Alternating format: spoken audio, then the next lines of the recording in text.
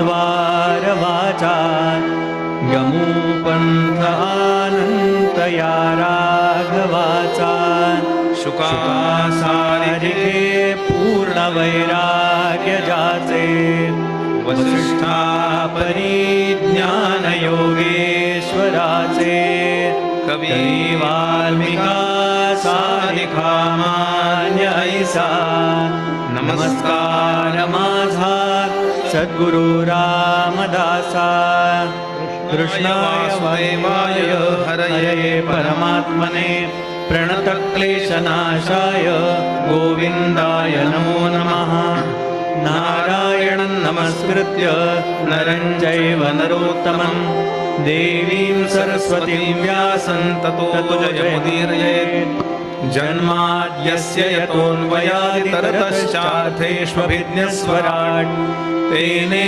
ब्रह्महृदायादिकवये मुह्यन्ति यत्सूरयः तेजो वारिमृदां यथा विनिमयो यत्र त्रिसर्गो मृषात् धाम्ना स्वेन सदा निरस्तकुहकं सत्यं परं धीमहि यं प्रव्रजन्तमनुपेतमपेतकृत्यं द्वैपायनो विरहकातर आजुहाव पुत्रेति तन्मयतया तर्वोऽभिनेदुः तं सर्वभूतहृदयं मुनिमानतोऽस्मि वंशी विभूषितकरान्नवनीरदात् पीताम्बरादरुणबिम्बफलाधरोष्ठात् पूर्णेन्दुसुन्दरमुखादरविन्दनेत्रात् कृष्णात् परं किमपि तत्त्वमहं न जाने सच्चिदानन्दरूपाय विश्वोत्पत्त्यादिहेतवे तापत्रयनाशाय श्रीकृष्णाय वयं नमः अनेन प्रीयतां देवो भगवान् जानकीपतिः श्रीरामचन्द्रः पूर्वेषामस्माकं कुलदैवतम् श्रोता वक्ता श्रीराम समर्थ श्रीराम समर्थ श्रीराम समर्थ जय जय रघुवीर समर्थ ॐ नमो भगवते वासुदेवाय ॐ नमो भगवते वासुदेवाय ॐ नमो भगवते वासुदेवाय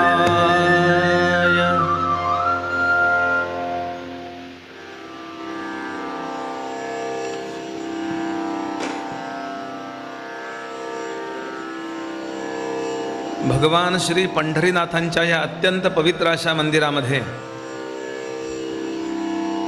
जीवनाचं इहपर कल्याण करणारं अध्यात्माचं चिंतन श्रीमद भागवताच्या माध्यमातून घडावं या अतिशय प्रामाणिक हेतून इथं जमलेले सर्व भाविक अधिकारी श्रोते सर्वांच्या हृदयस्थ परमात्म्याला मनापासून नमस्कार करतो. भगवंताची जगदंबेची सद्गुरुनाथांची कृपा आपल्यावर आणि आपल्या कुटुंबावर व्हावी आणि ती अखंड राहावी असं ज्यांना मनापासून वाटतं आणि त्यासाठी आपलं वागणं भगवंताला प्रिय असावं याचा प्रामाणिकपणे प्रयत्न करणारे जे धार्मिक सज्जन इथे बसले असतील त्यांच्या चरणांना वेगळा नमस्कार करतो.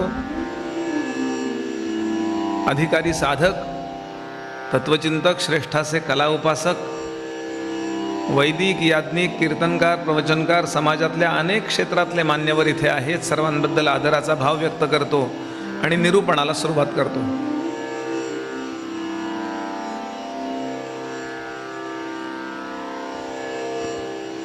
परमेश्वराच्या कृपेने मिळालेल्या या जीवनामध्ये आपलं पूर्ण कल्याण होण्याच्या दृष्टीने आपण काय आचरण करावं याबद्दलच्या संकल्पना स्वच्छ करणारा ग्रंथ म्हणजे श्रीमद भागवत.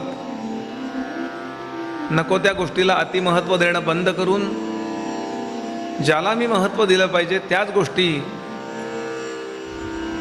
जीवनामध्ये महत्त्वाच्या म्हणून आचरण कराव्यात.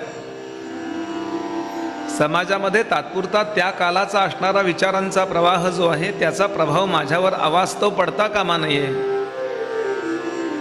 आणि माझं पूर्ण कल्याण कशाने होईल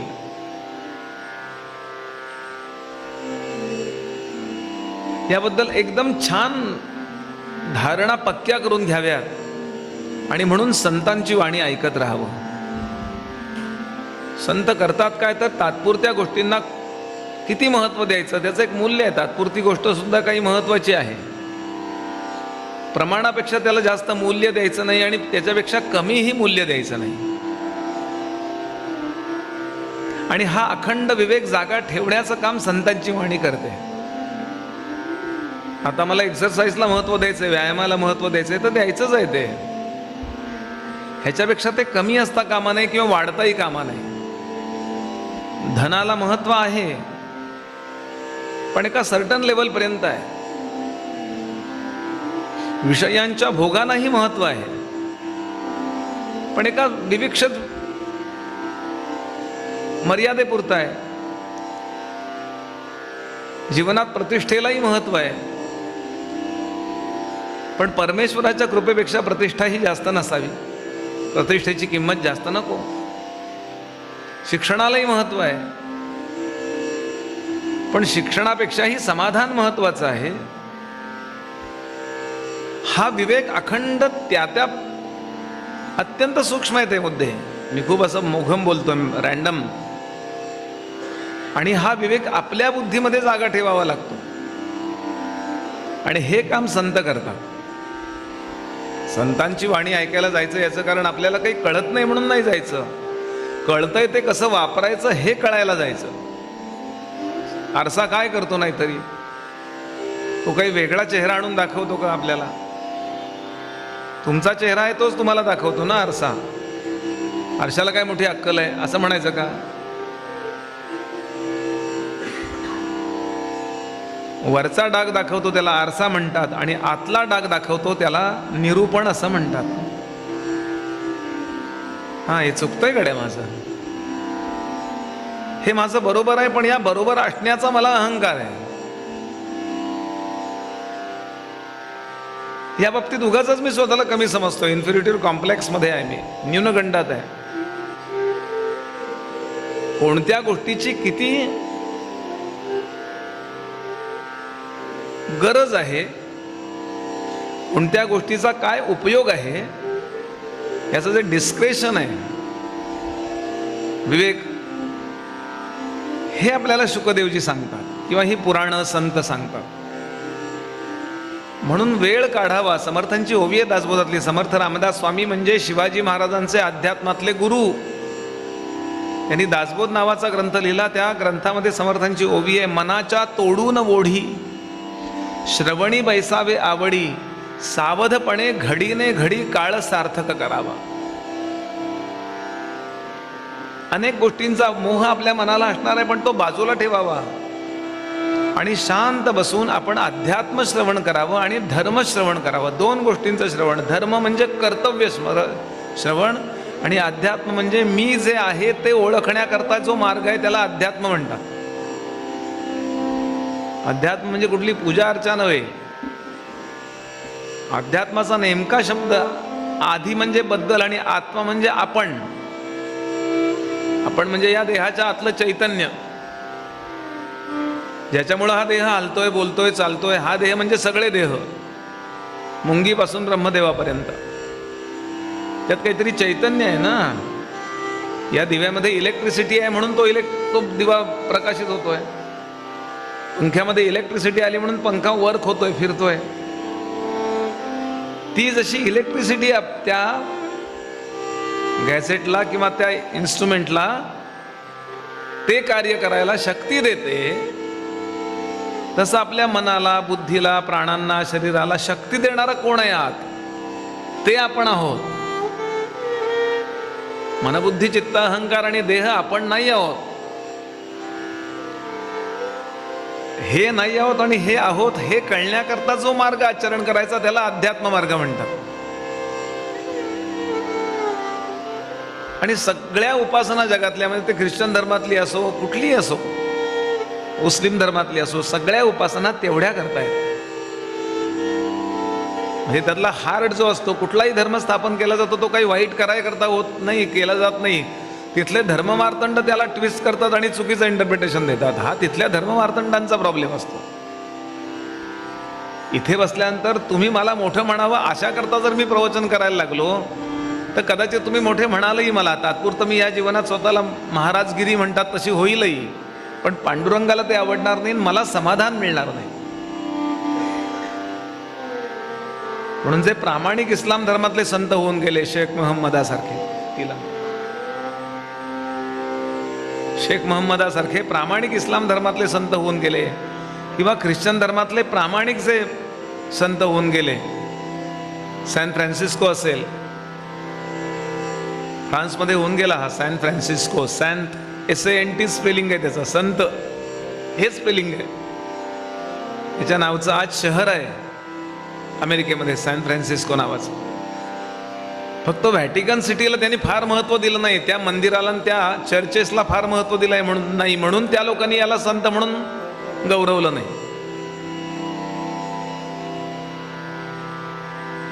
जे मदर तेरेसाला गौरवलं कारण तिनं काय करायचं ते केलं, सिस्टीमच्या अधीन नाही झाले, ते स्वतंत्र संत होते. रामदास स्वामी कोणाकडे जातील का मला संत म्हणून मला सर्टिफिकेट द्या?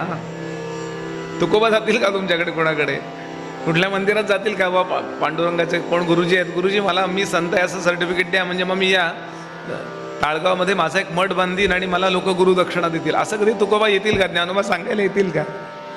ख्रिश्चन धर्मातला प्रॉब्लेम लक्षात घ्याल.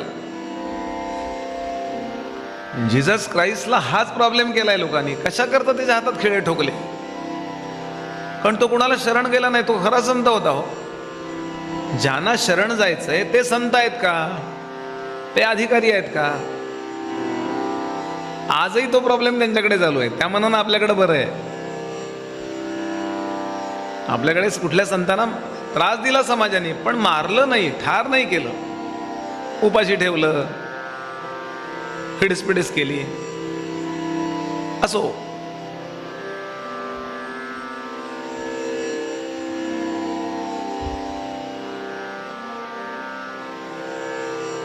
इस्लाम धर्मातले किती संत होऊन गेले. शेख महम्मद, तुकोबांना गुरुस्थानी मानणारा.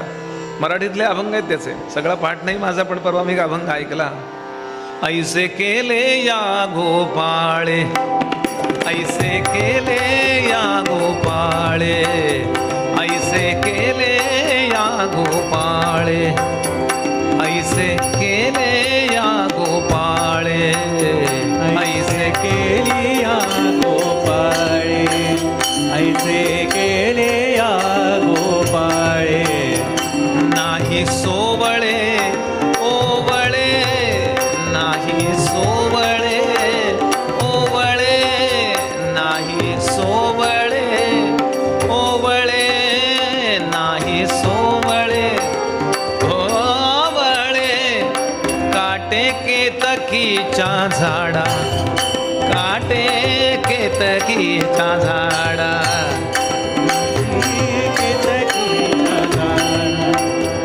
काटे केतकीच्या झाडा, काटे केतकीच्या झाडा, काटे केतकीच्या झाडा.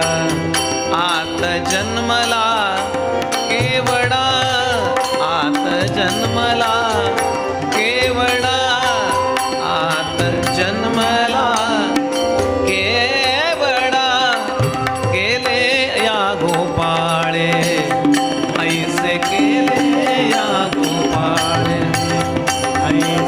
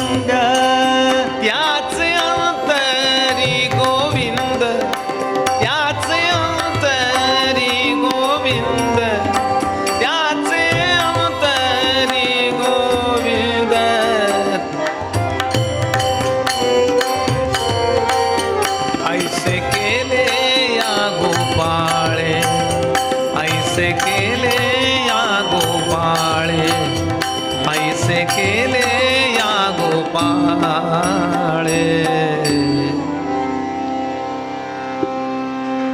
एनाटॉमी आणि फिजिओलॉजी जिथे माणसाची आहे तिथे प्रत्येक ठिकाणी प्रामाणिक विचार येतोच. आणि जेव्हा त्याबद्दल तो कोण बोलतो, कोणी संत असेल, त्याला अध्यात्म म्हणतात. म्हणून मी नेहमीच सांगतो, नुसतं सिस्टीमला शरण जाऊ नका, नुसतं व्यवस्थेला शरण जाऊ नका. त्या व्यवस्थेतलं जे स्पेशलायझेशन आहे ना, विविक्षित असे साधू संत आहेत, त्यांच्या विचारांना शरण जा. अशी ही भागवताची व्यवस्था. शुकदेव राजा परीक्षितीसमोर बसलेत आणि राजा एकाग्रतेने ऐकतोय. शुकदेव म्हणाले, राजन, तू हा देह नाही आहेस. देहाचा अतिविचार सोडून दे. तू जे आहेस त्याचा विचार तू कर. आणि याकरता पुराण ऐक. आणि दुसऱ्या स्कंधातला शेवटचा 10वा अध्याय जो आहे, पुराण कशाला म्हणतात हे सांगणार आहे. अत्यंत सायंटिफिक टेक्स्ट आहे बरं हे. पुराण कशाला म्हणतात? ज्यात या 10 गोष्टी सांगितलेल्या आहेत त्याला पुराण म्हणतात. श्री शुक उवाच अत्र सर्गो विसर्गश्च स्थानं पोषणमुतयः मन्वंतरेशानु कथा निरोधो मुक्तिराश्रयः. या 10 गोष्टी सांगितलेल्या पाहिजेत त्यात. थोडं ऐका, नेहमी ऐकायला नाही मिळत हे. यामध्ये पुराणामध्ये सर्ग सांगितला असतो. सर्ग याचा अर्थ विश्व निर्मितीच्या आधी विश्वाच्या बीजाची निर्मिती होते, म्हणजे सूक्ष्म स्तरावर होते ती. ही जेव्हा सूक्ष्म निर्मिती होते ती कुणालाही कळत नाही. असं का म्हणता? तसं आहे म्हणून म्हणतो. म्हणजे आधी गुण निर्माण होतात आणि मग आकार निर्माण होतो आणि ते गुण त्या आकारात शिरतात. कळलं का हो काही? थोडं थोडं कळलं. थोडं उदाहरण देतो. तिखट म्हणजे काय हो? काय म्हणतात तुमच्याकडे तिखटला? तिखटपणा असतो नव्हे, किंवा गोड. तिखट म्हणजे काय हो? तुम्ही म्हणाल मिरची. असं काही नाही, तिखट नसणाऱ्या मिरच्या पण मिळतात. गोड म्हणजे काय हो? तुम्ही गुळ, साखर गोड नाही का? खजूर गोड नाही का? विविध पदार्थामधून तो पणा प्रकट होतो. तिखटपणा, गोडपणा, तो पणा निर्माण होतो ना. आधी तिखटपणा निर्माण होतो आणि तो त्या मिरचीमध्ये शिरतो. तुम्ही मिरची आमटीत टाकलीत आणि उकळली गेली आमटी की त्या मिरचीतला तिखटपणा आमटीत उतरतो आणि मिरची आळणी होते, थोडीशी तिखट राहते. किंवा तुम्ही सरबत केलं घरामध्ये, आपल्या पुष्कळ लोक आलेत म्हणे ओम नमो भगवते वासुदेवाय, सकाळी फारच छान जप झाला तर सरबत घेऊया 12 वाजता. मग काय सांगता तुम्ही वैभवला, तुमच्या आचारी मंडळी आहेत त्यांना, मस्त सरबत करावं, आम्ही 10-15 लोक आहोत. मग तो जगामध्ये सरबत करतो. जग असतो ना पाण्याचा, पाणी घेतो, काय बर्फाचे 2 खडे टाकतो त्यात आणि 2-4 लिंब पिळतो, मीठ घालतो आणि चांगली एवढी एवढी साखर घालतो. तो आकार म्हणजे गोडपणा नाही आहे, त्या आकारात गोडपणा आहे. कारण आकार मोडतो, तो विरघळून जाते, साखर विरघळून जाते. गोडपणा कुठं गेला? सरबतात गेला. तो सो विश्व नावाचा पणा जो आहे तो निर्माण होतो, त्याला सर्ग म्हणतात. आकार निर्माण झालेला नसतो बर का. याचा विचार आयुष्यात तरी केला होता का सांगा? कथा कीर्तन प्रवचन आपण ऐकतो, पण हा विचार पाहिजे त्या तिथे. सर्गाचं वर्णन म्हणजे विश्व निर्माण करण्यापूर्वी हा विचार सायंटिस्ट लोक करतात. स्टीफन वाइनबर्ग नावाचा, पुष्कळ लोक होऊन गेले, मी त्यातलं स्टीफन वाइनबर्गचं एक पुस्तक सांगतो, तरुणांनी वाचा. पुस्तकाचं नाव लिहून घ्या पाहिजे तर, फर्स्ट 3 मिनिट्स. विश्व, त्याचं म्हणणं आहे 3 मिनिटात झालं जग निर्माण. बिग बँग थिअरी नावाची गोष्ट आहे ना, ऐकले हे शब्द आपल्या कानावर गेले असतात. बिग बँग, बँग म्हणजे आवाज, खूप मोठा आवाज झाला आणि तो असा टण असा नाही.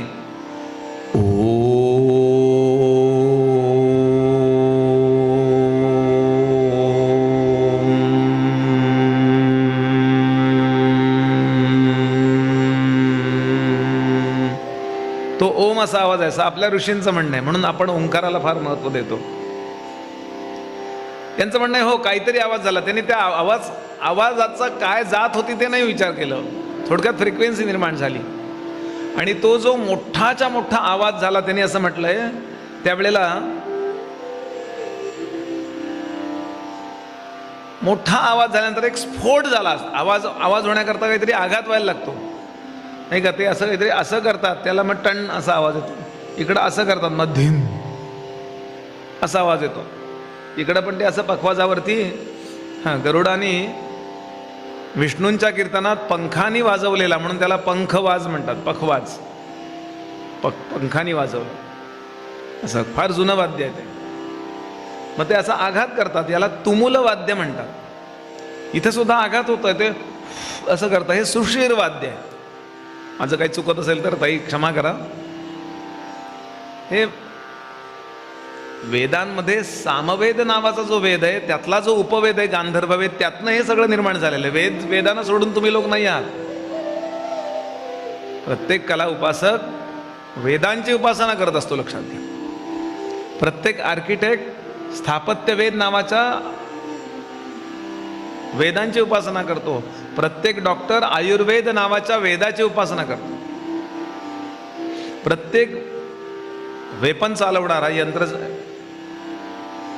धनुष्य चालवणारा म्हणा, किंवा तो धनुर्वेद नावाच्या यजुर्वेदाच्या उपवेदाची उपासना करत असतो. वेदांना सोडून काही नाही आहे. तर तो आघात झाला. मी तुम्हाला नाव सांगतोय, साधारण 1978चं पुस्तक आहे, फर्स्ट 3 मिनिट्स, स्टीफन वाईटबर्गनं लिहिलेली आहे. त्याला नोबेल मिळालं याच्याबद्दल. त्यानं क्वांटम थिअरी पार्टिकल एलिमेंट्स या विषयावरती असं म्हटलं आहे. थोडं ऐकून घ्या, नाही कळलं तरी चालेल, कारण लगेच कळतं असं नाही. खूप वेळा ऐकलं की कळतं. एखादी गोष्ट आपण खूप वेळा ऐकतो लहानपणी. आता हिला आई म्हणायचं बरं का, हिला आई म्हणायचं असं आपल्याला खूप वेळा, मग ती आई आहे असं वाटतं. तोपर्यंत आई कळत नसते त्या बाळाला. तर त्याने असं लिहिलंय की जो आवाज झाला आणि त्यावेळेला उष्णता निर्माण झाली खूप. किती? त्यानं असं लिहिलंय की 10वर 11 ते 15 यातली किती पूज्य चालतील इतके कॅल्विन. आता आपण सेंटीग्रेडमध्ये मोजतो, पण कॅल्विन म्हणजे थोडं मागं यावं लागतं. आणि इतके कॅल्विन निर्माण झाले आणि त्यातून 4 गोष्टी निर्माण झाल्या: इलेक्ट्रॉन्स, पॉझिट्रॉन्स, न्यूट्रिनोज आणि फोटॉन. फोटॉन म्हणजे आता हे येत आहेत ना माझ्यापर्यंत किंवा इथे आपटत आहेत म्हणून नाही दिसतंय आपल्याला. प्रकाशाचे किरण, त्यामध्ये काय काय असतात? फोटॉन्स असतात. असे 4 एलिमेंट्स निर्माण झाले आणि त्यातून मग ते 108 गोष्टींचं पिरियोडिक टेबल असतं ना आपल्याला, ते तयार झालं असं तो म्हणतो. सांगायचा भाव असा की हे सगळं निर्माण होण्यापूर्वी सूक्ष्मात जे निर्माण होतं त्याला सर्ग म्हणतात. हे वर्णन ज्याच्यात आहे त्याला पुराण म्हणतात. बापरे, सायन्सचाच ग्रंथ आहे की नाही हा. आपण काय म्हणतो? पुराण म्हणजे जुनं. जुन्याला आपण विशेषण लावतो, जुनं पुराण. किंवा एखाद्याचं लवकर आठवत नसेल बोलणं की त्याला म्हणतो बस कर तुझं.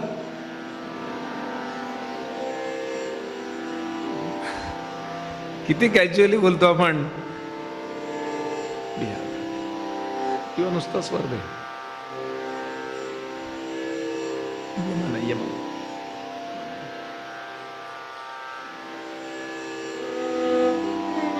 इथून पुढे ठरवा कधी पुराणांची थट्टा करणार नाही.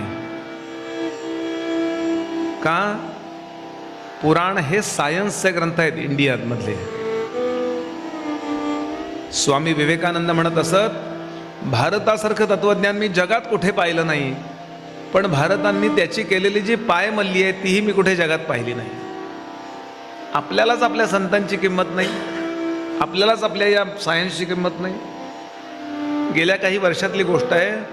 विमानशास्त्र नावाचा ग्रंथ जो भरद्वाजाने लिहिलेला होता तो नासाने आत्ता कोट्यावधी रुपयाला विकत घेतला. काही गेल्या वर्षातली गोष्ट आहे. आणि तो तामिळनाडूत सापडला संस्कृत ग्रंथ. आणि ते तो लोक निघून गेलेत की वरती जेव्हा विमान उडत असतं त्यावेळेला काही वेळा त्याचं लोकेशन जातं आणि ॲक्सिडेंट होतात. त्याही वेळेला काय करावं ते त्यांनी त्यात लिहिलं आहे. म्हणून आत्ता हे लोक संस्कृत शिकतात आणि त्याप्रमाणे प्रयोग करून नवीन नवीन नवीन नवीन गोष्टी तयार करतात. आणि आपण भांडत बसलोय जातीपातीनी, हा अमका तो तमका. ते लोक याचा अभ्यास करतात. रे ग म रे म ग प रे ध नि रे ध सा. म्हणून एक उदाहरण फक्त ठेवतो. काय होतं, ही मंडळी अशी बसली आहेत ना, मला काहीतरी म्हटल्याशिवाय पुढे जाऊ होत नाही. मला काल खूप फोन आले, ते चालू आहे ना, तर फारच अभंग म्हणताय तुम्ही इथे. म्हटलं मला जबाबदार धरू नका, विभवला जबाबदार धरा. मी कशासाठी बोलतोय हे मी 10च्या 10 लक्षणांचं स्पष्टीकरण देत बसणार नाही. त्यातच 4 तास जातील. एक 5-5 मिनिटामध्ये सांगून मी पुढे जाणार आहे. पण ठरवून टाका आपल्यापुरतं की इथून पुढे मी पुराणांची कधी थट्टा करणार नाही. कारण संतांनी पुराण फॉलो केली, सायंटिस्ट लोकांनी पुराण फॉलो केली आहेत. तुकाराम महाराज सांगतात, माझ्यावर विश्वास नसेल तर नका ठेवू अभंग. तुका म्हणे नाही, तुका म्हणे नाही विश्वास जामनी. तुका म्हणे नाही विश्वास जामनी. तुका म्हणे नाही विश्वास जामनी. तुका म्हणे नाही विश्वास जामनी. तुका म्हणे नाही विश्वास जामनी. तुका म्हणे नाही विश्वास जामनी. तुका म्हणे नाही विश्वास जामनी.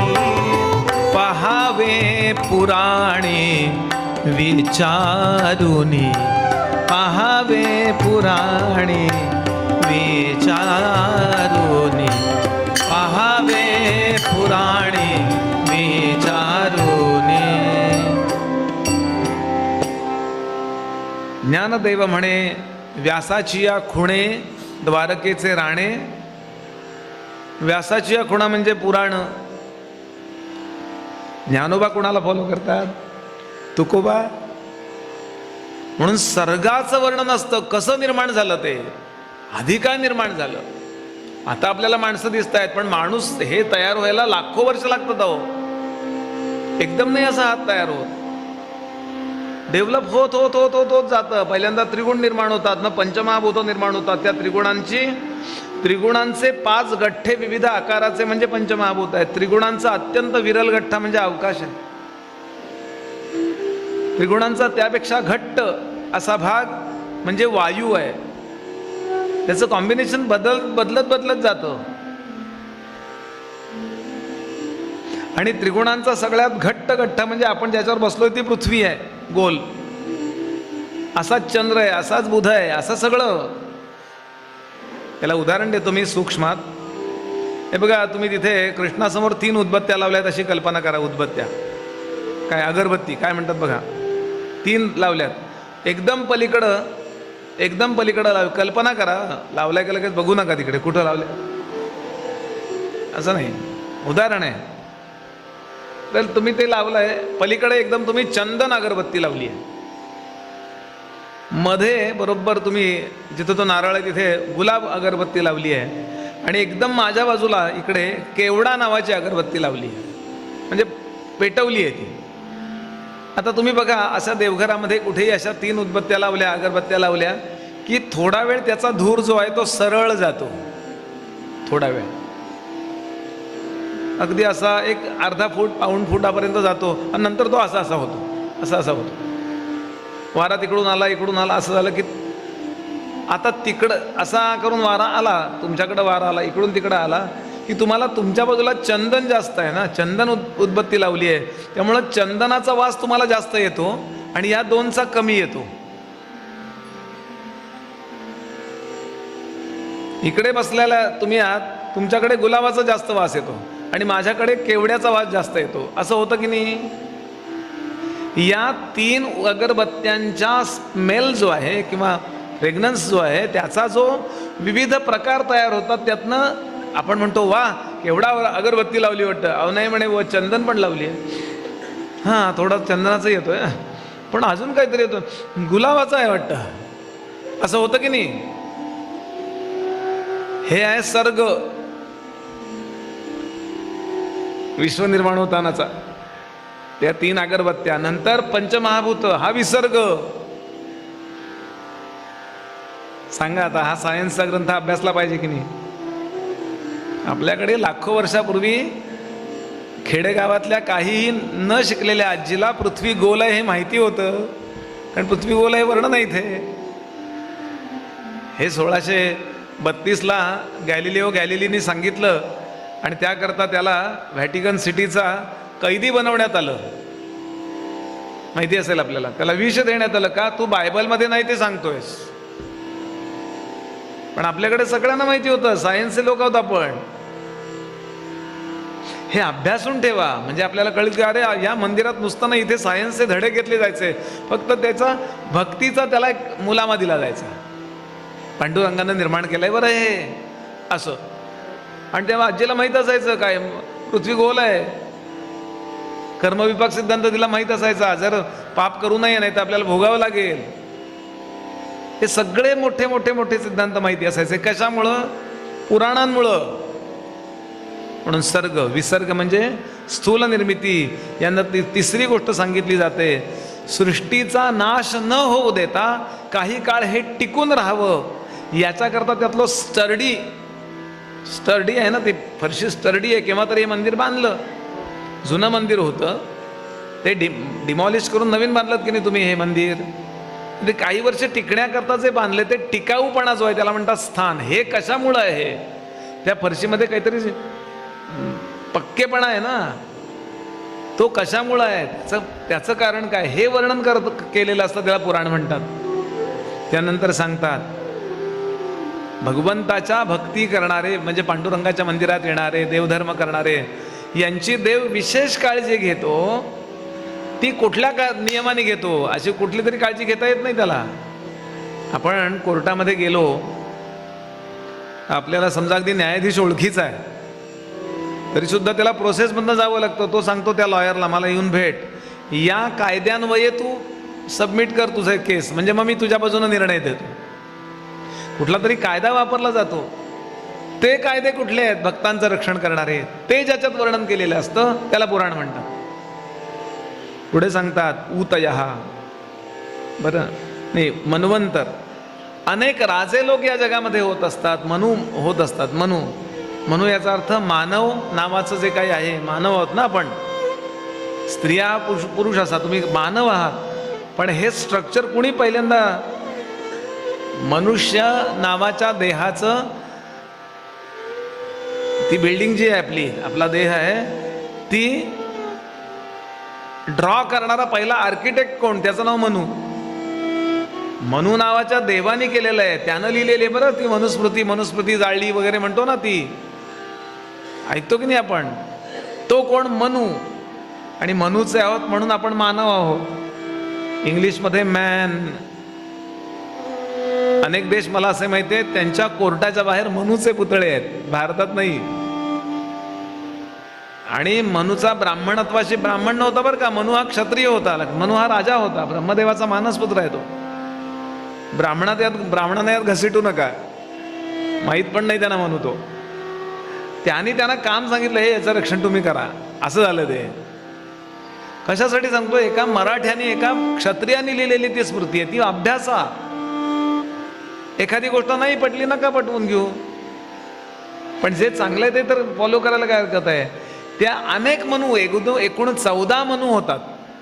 फार मोठा काल आहे तो त्यांचा. ह्या कथा ज्यात असतात मन्वंतर, त्याला पुराण म्हणतात. 6वी गोष्ट आपण अनेक वासनांच्या मध्ये गुरफटत जातो आणि नवीन नवीन देह धारण करत जातो. याला गुंतण्याला ऊती म्हणतात. त्या कर्माच्या बंधनाचे सगळे नियम कसे आहेत हे सांगणारं पुराण असतं. 6वा मुद्दा. 7वा मुद्दा ईश्वराच्या अवतार कथा आणि ईश्वराचं कार्य वर्णन केलेलं असतं. इथे ईश्वराचे अनेक अवतार आहेत. त्यात तो एकदा पांडुरंग झालाय, त्यात तो एकदा गणेश झालाय, त्यात तो एकदा देवी झालाय बरं का. त्यात तो एकदा देवी झाला, त्यात तो एकदा खंडोबा झाला. जेजुरीच्या खंडेराया जागराला या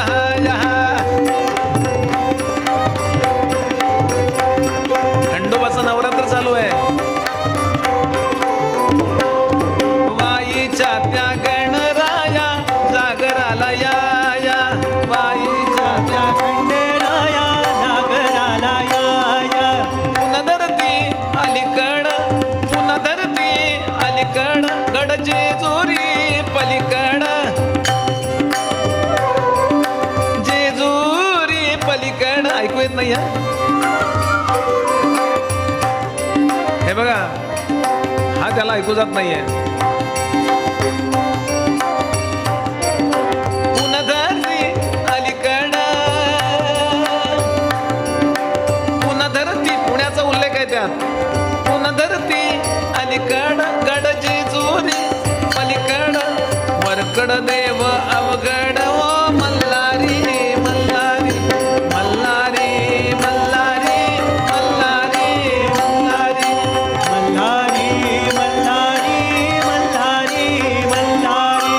बोला हो तुम्ही बोला बोला हो तुम्ही बोला मालसा बानूला मालसा बानूला माळसा बानूला माळसा बानूला.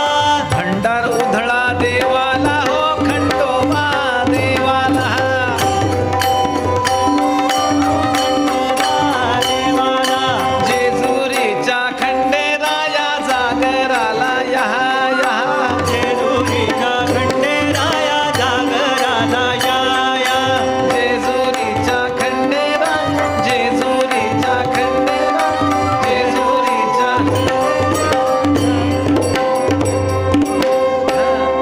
आता यात तुम्ही काही पण जांभिवलीच्या दामोदरा जागराला या असं म्हणू शकता. पंढरीच्या पांडुरंगा हे अवतार आहेत ईश्वराचे. ईश्वर एकच आहे, सबका मालिक. 3 मूर्ती मांडल्या असल्या तरी त्यातनं प्रगट होणारं तेज एकच आहे. इतके लोक जरी असले तरी आतला आत्मा एकच आहे. पणत्या किती लावल्या तरी त्याची ज्योत वेगळी असली तरी प्रकाश एक आहे. हे वर्णन ज्यात केलेलं असतं त्याला पुराण म्हणतात.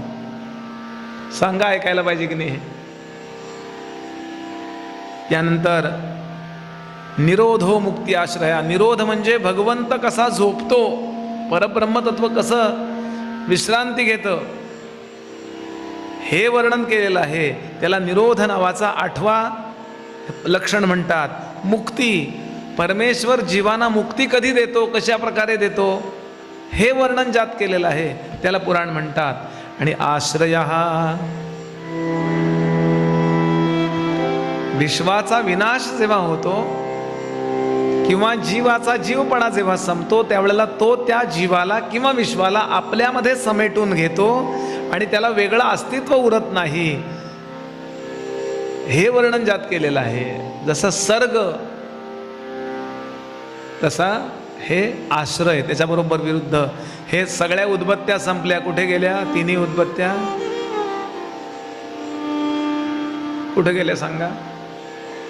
वायू आकाशामध्ये विरून जातो, पृथ्वी पाण्यात विरून जाते, पाणी अग्नीमध्ये विरून जातं, अग्नी वायूमध्ये विझून जातो, वायू आकाशामध्ये विरून जातो आणि आकाशाचा वेगळा अनुभव घ्यायला कोणी उरत नाही. त्यावेळेला परब्रह्मतत्वामध्ये सगळं नाहीसं होतं. ह्याला म्हणतात आश्रय. खूप कॉम्प्लिकेटेड आहे म्हणून मी फार थोडक्यात सांगितलं, नाही तर काही तुम्ही जेवला नसाल तरी झोप येईल असं आहे हे. कारण पुन्हा पुन्हा ऐकाय हे नेहमी ऐकणाऱ्यांना कळेल मी काय म्हणतोय, मग आपल्याला याचा अंदाज येऊ शकतो. आणि हे ऐकलं आणि खूप आनंद झाला राजाला. राजा म्हणाला, वा वा, किती माझं भाग्य आहे, मला पुराण ऐकायला मिळणार आहे, मला हे सगळं ऐकायला मिळणार आहे, डिटेल स्टडी मला करायला मिळणार, भाग्य आहे माझं. आणि आता तिसऱ्या स्कंधाला आरंभ झाला. थोडं भजन करायचं आणि तिसऱ्या स्कंधाचा विचार करायचा. रघुनंदन राघव राम हरे, रघुनंदन राघव, रघुनंदन राघव राम हरे, रघुनंदन राजा राम हरे, सीता राम हरे, सिया राम हरे, सीता राम हरे, सिया राम हरे, सीता राम हरे, सिया राम हरे, सीता राम हरे, सिया राम हरे, रघुनंदन राघव राम हरे, रघुनंदन राजा राम हरे, रघुनंदन राघव राम हरे, रघुनंदन राघव राम हरे, सीता राम हरे, सिया राम हरे, सीता राम हरे, सिया राम हरे, सीता राम हरे, सिया राम हरे, सीता राम हरे, सिया राम हरे, रघुनंदन राघव राम हरे, रघुनंदन राघव राम हरे, रघुनंदन राघव राम हरे. बोलिए, रघुनंदन राघव राम हरे, सीता राम हरे, सिया राम हरे, सीता राम हरे, सिया राम हरे, सीता राम हरे, सिया राम हरे, सीता राम हरे, सिया राम हरे, रघुनंदन राघव राम हरे, रघुनंदन राघव राम हरे, रघुनंदन राघव राम हरे, रघुनंदन राघव राम हरे, सीता राम हरे, सिया राम हरे, सीता राम हरे, सिया राम हरे, सीता राम हरे, सिया राम हरे. सीता राम हरे, सिया राम हरे. ओम नमो भगवते वासुदेवाय, ओम नमो भगवते वासुदेवाय, ओम नमो भगवते वासुदेवाय. राजाने प्रश्न विचारला, महाराज, या जगामध्ये मनुष्याची उत्पत्ती कशी सुरू झाली, कुठल्या क्रमाने हे सगळं बनत गेलं. शुकदेवांनी इथे विदुर आणि मैत्रेय नावाच्या दोन संतांचा संवाद, विदुर म्हणजे माहितीत आपल्याला महाभारतातले, आणि मैत्रेय नावाचे ऋषी, या दोघांचा अप्रतिम संवाद सांगितला. त्यांचा हाच संवाद पूर्वी झालेला आहे, तो मी तुला सांगतो.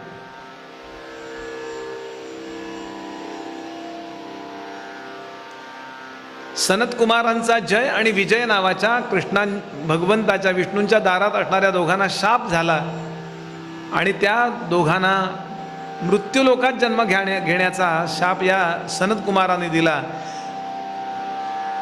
आणि तुम्ही भगवंताशी शत्रुत्व कराल. त्यांचा पहिला जो अवतार आहे तो हिरण्याक्ष हिरण्यकश्यपू. जय आणि विजय ते दोघं उभे आहेत ना, त्यांचं वर्णन चाललंय. दुसरा त्यांचा रावण आणि कुंभकर्ण हा अवतार आहे. आणि तिसरा जो अवतार आहे तो वक्रदंत आणि शिशुपाल. इथे कृष्णाने त्यांचा उद्धार केलाय. वराहाने कसा जन्म घेतला, ब्रह्मदेवाच्या नाकातून जन्म घेतला असं वर्णन आहे. वराह नावाचा म्हणजे आपण ज्याला आज सुअर बोलते ना, असं मोठं म्हणजे आकाशामध्ये तरंगणारा असा तारकांचा पुंज होता, त्याचा आकार असा होता. त्यांनी पृथ्वी तयार केली. सूर्याचा तुकडा उडाला असा आणि तो थंड होत होत होत होत पाणी झाला आणि मध्ये आतमध्ये काहीतरी गोळा आहे, वरनं पाणी आहे आणि असं आकाशात असं असं असं फिरतंय. लाखो वर्षापूर्वीची कथा आहे. आणि त्यातली सगळी पृथ्वी जळ असं घट्ट घट्ट जे आहे त्या पाण्यातनं बाहेर काढतोय तो. कांतारा नावाचा चित्रपट पाहिलाय का? पण कांतारा, तो जो देव आहे ना, त्याची आहे ती कथा. खूप जुना आहे, पहिला अवतार भगवंताचा. आणि आपल्या सुळ्यानी असं पाणी भोवती आहे आणि ते ग्रॅव्हिटीमुळे असं जात नाहीये कुठेही. आता पाणी समुद्राचं आहे, ते असं घट्ट आहे की नाही, वर जातंय का उलट? आता रात्री उलट होतं. समजा सूर्य वरती आहे, गृहीत धरा, वरती आहे का खालती, याला काही अर्थ नाही आहे. हे सगळं आकाश आहे, त्यामुळे तुम्ही वरती आणि खालती तुमच्या करता आहे. कल्पना आहे वरती आणि खालती ही सुद्धा. पण रात्रीच्या वेळेला समजा सूर्य वरती आहे, असं पाणी खाली पडतं का हो? चिकटून आहे की नाही पृथ्वीला? आपण चिकटलो की नाही पृथ्वीला? हे जर आपण प्रवचनाला चंद्रावर गेलो, असे आकाशात तरंगत तरंगत ते पताका धरून ऐकायला लागेल तुम्हाला. मला पण असं घट्ट धरून बसायला लागेल. माईकवाल्यांतर बांधूनच ठेवायला गेले सगळं, कारण ग्रॅव्हिटी नाही आहे ना तिथे. आपण का चिकटलोय पृथ्वीला? तर पृथ्वीमध्ये ग्रॅव्हिटी नावाची गोष्ट आहे बरं का. प्रत्येक ठिकाणी ग्रॅव्हिटी असं ओढून धरलं जातं त्याने. असं ते पाणी असं चिकटलेलं आणि त्याच्या आतमध्ये गोळा म्हणजे गुलाबजाम आणि वरती पाक असं धरा.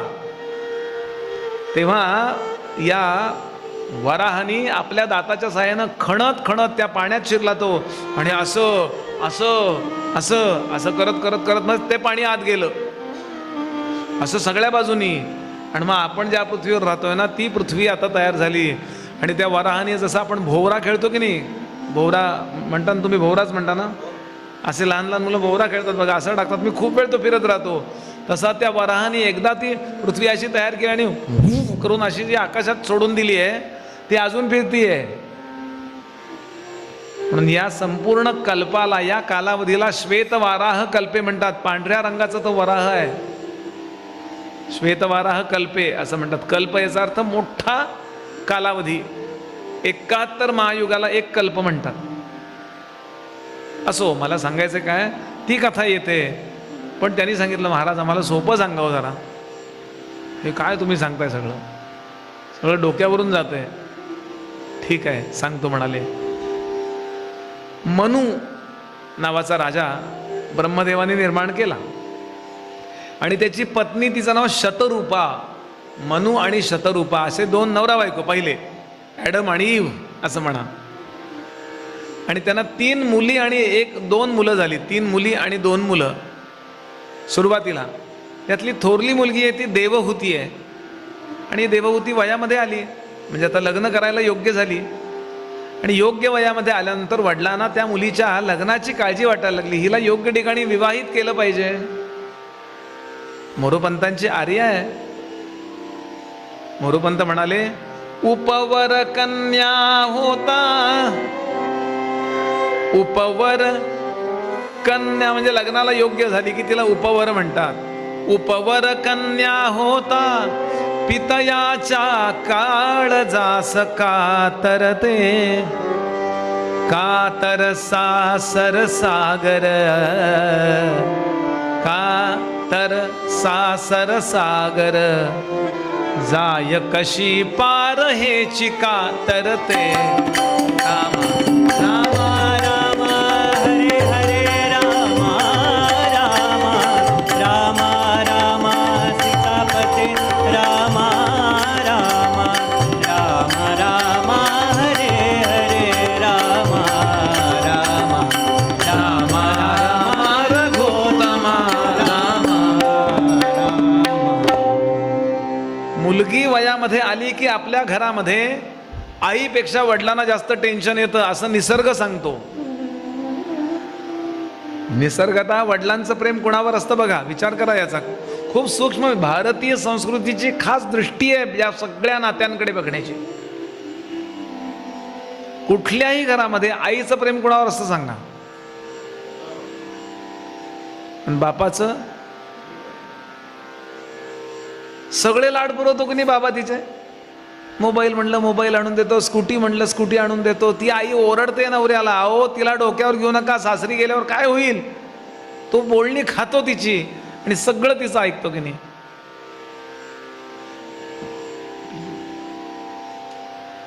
जेव्हा ती सासूरवाडीला जायला निघते तेव्हा सगळेजण रडत असतात. बाप एकटा शांत असतो, कारण तो आतल्यात अश्रू गिळतो. एक सूक्ष्म टेन्शन येत असतं त्याला, सूक्ष्म आतल्यात. आणि हे मुलीला कळत असतं. मुली जरी हनीमूनला निघाली सिंगापूरला तरी ती विमानतळावरनं फोन करते, बाबा आय एम ओके, डोंट वरी. बीपीची गोळी घेतलीत का? कशासाठी एवढं सगळं बोललो? हे नैसर्गिक नातं जपा, म्हणजे कुटुंब चांगलं राहतं. मुलींना मी नेहमी सांगतो, कधीच आपल्या वडिलांना फसवू नका. कुठला तरी कॉलेज मुलगा येतो, आय लव्ह यू म्हणतो, अगदी आपल्याला जे पाहिजे ते आणून देतो, त्याचा स्वार्थ असतो. प्रेम करू नका हा मुद्दा नाही आहे. आई वडिलांना फसवून प्रेम करू नका. ते ज्या मुलींनी केलं त्या मुलींचं काय झालं ते पाहतो आपण. श्रद्धा वालकर पालघरची आठवा. घरामध्ये एक डायलॉग असावा, एक मनमोकळेपणा असावा की बाबा मला असा असा तो मुलगा आवडतोय, अमुक काय जे असेल ते. कधीच प्रतारणा करू नका आई वडिलांची, कारण ज्यांनी तुम्हाला 25 वर्ष सांभाळलं त्यांचं निश्चित त्या मुलापेक्षा किंवा त्या मुलीपेक्षा जास्त प्रेम आहे आपल्यावर. हे मीडियावाले काय करतात माहिती का? घरात आग लावायचं काम, मंथरायचं काम करतात होते. प्रेमाचा विजय झाला, कुटुंब निघून गेलं घरातनं, प्रेमाचा विजय झाला. कान फटावं असं वाटतं मला. त्या उद्या जेवायला घालायला येणार आहे का त्या दोघांना? तू त्यांना TRP पाहिजे हो. समाज टिकला पाहिजे याकरता हे नियम आहेत.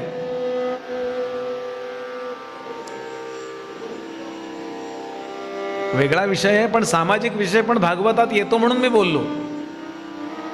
आणि आपल्या मुलीची काळजी वाटते. आता त्याला योग्य असा मुलगा मिळेल का?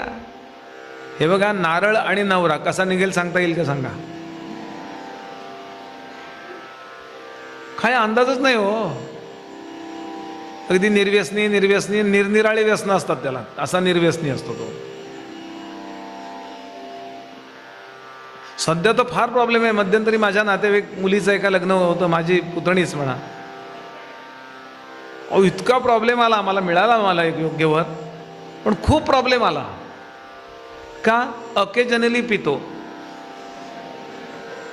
आता कधी ऑकेजन काढील सांगता येत नाही होतो.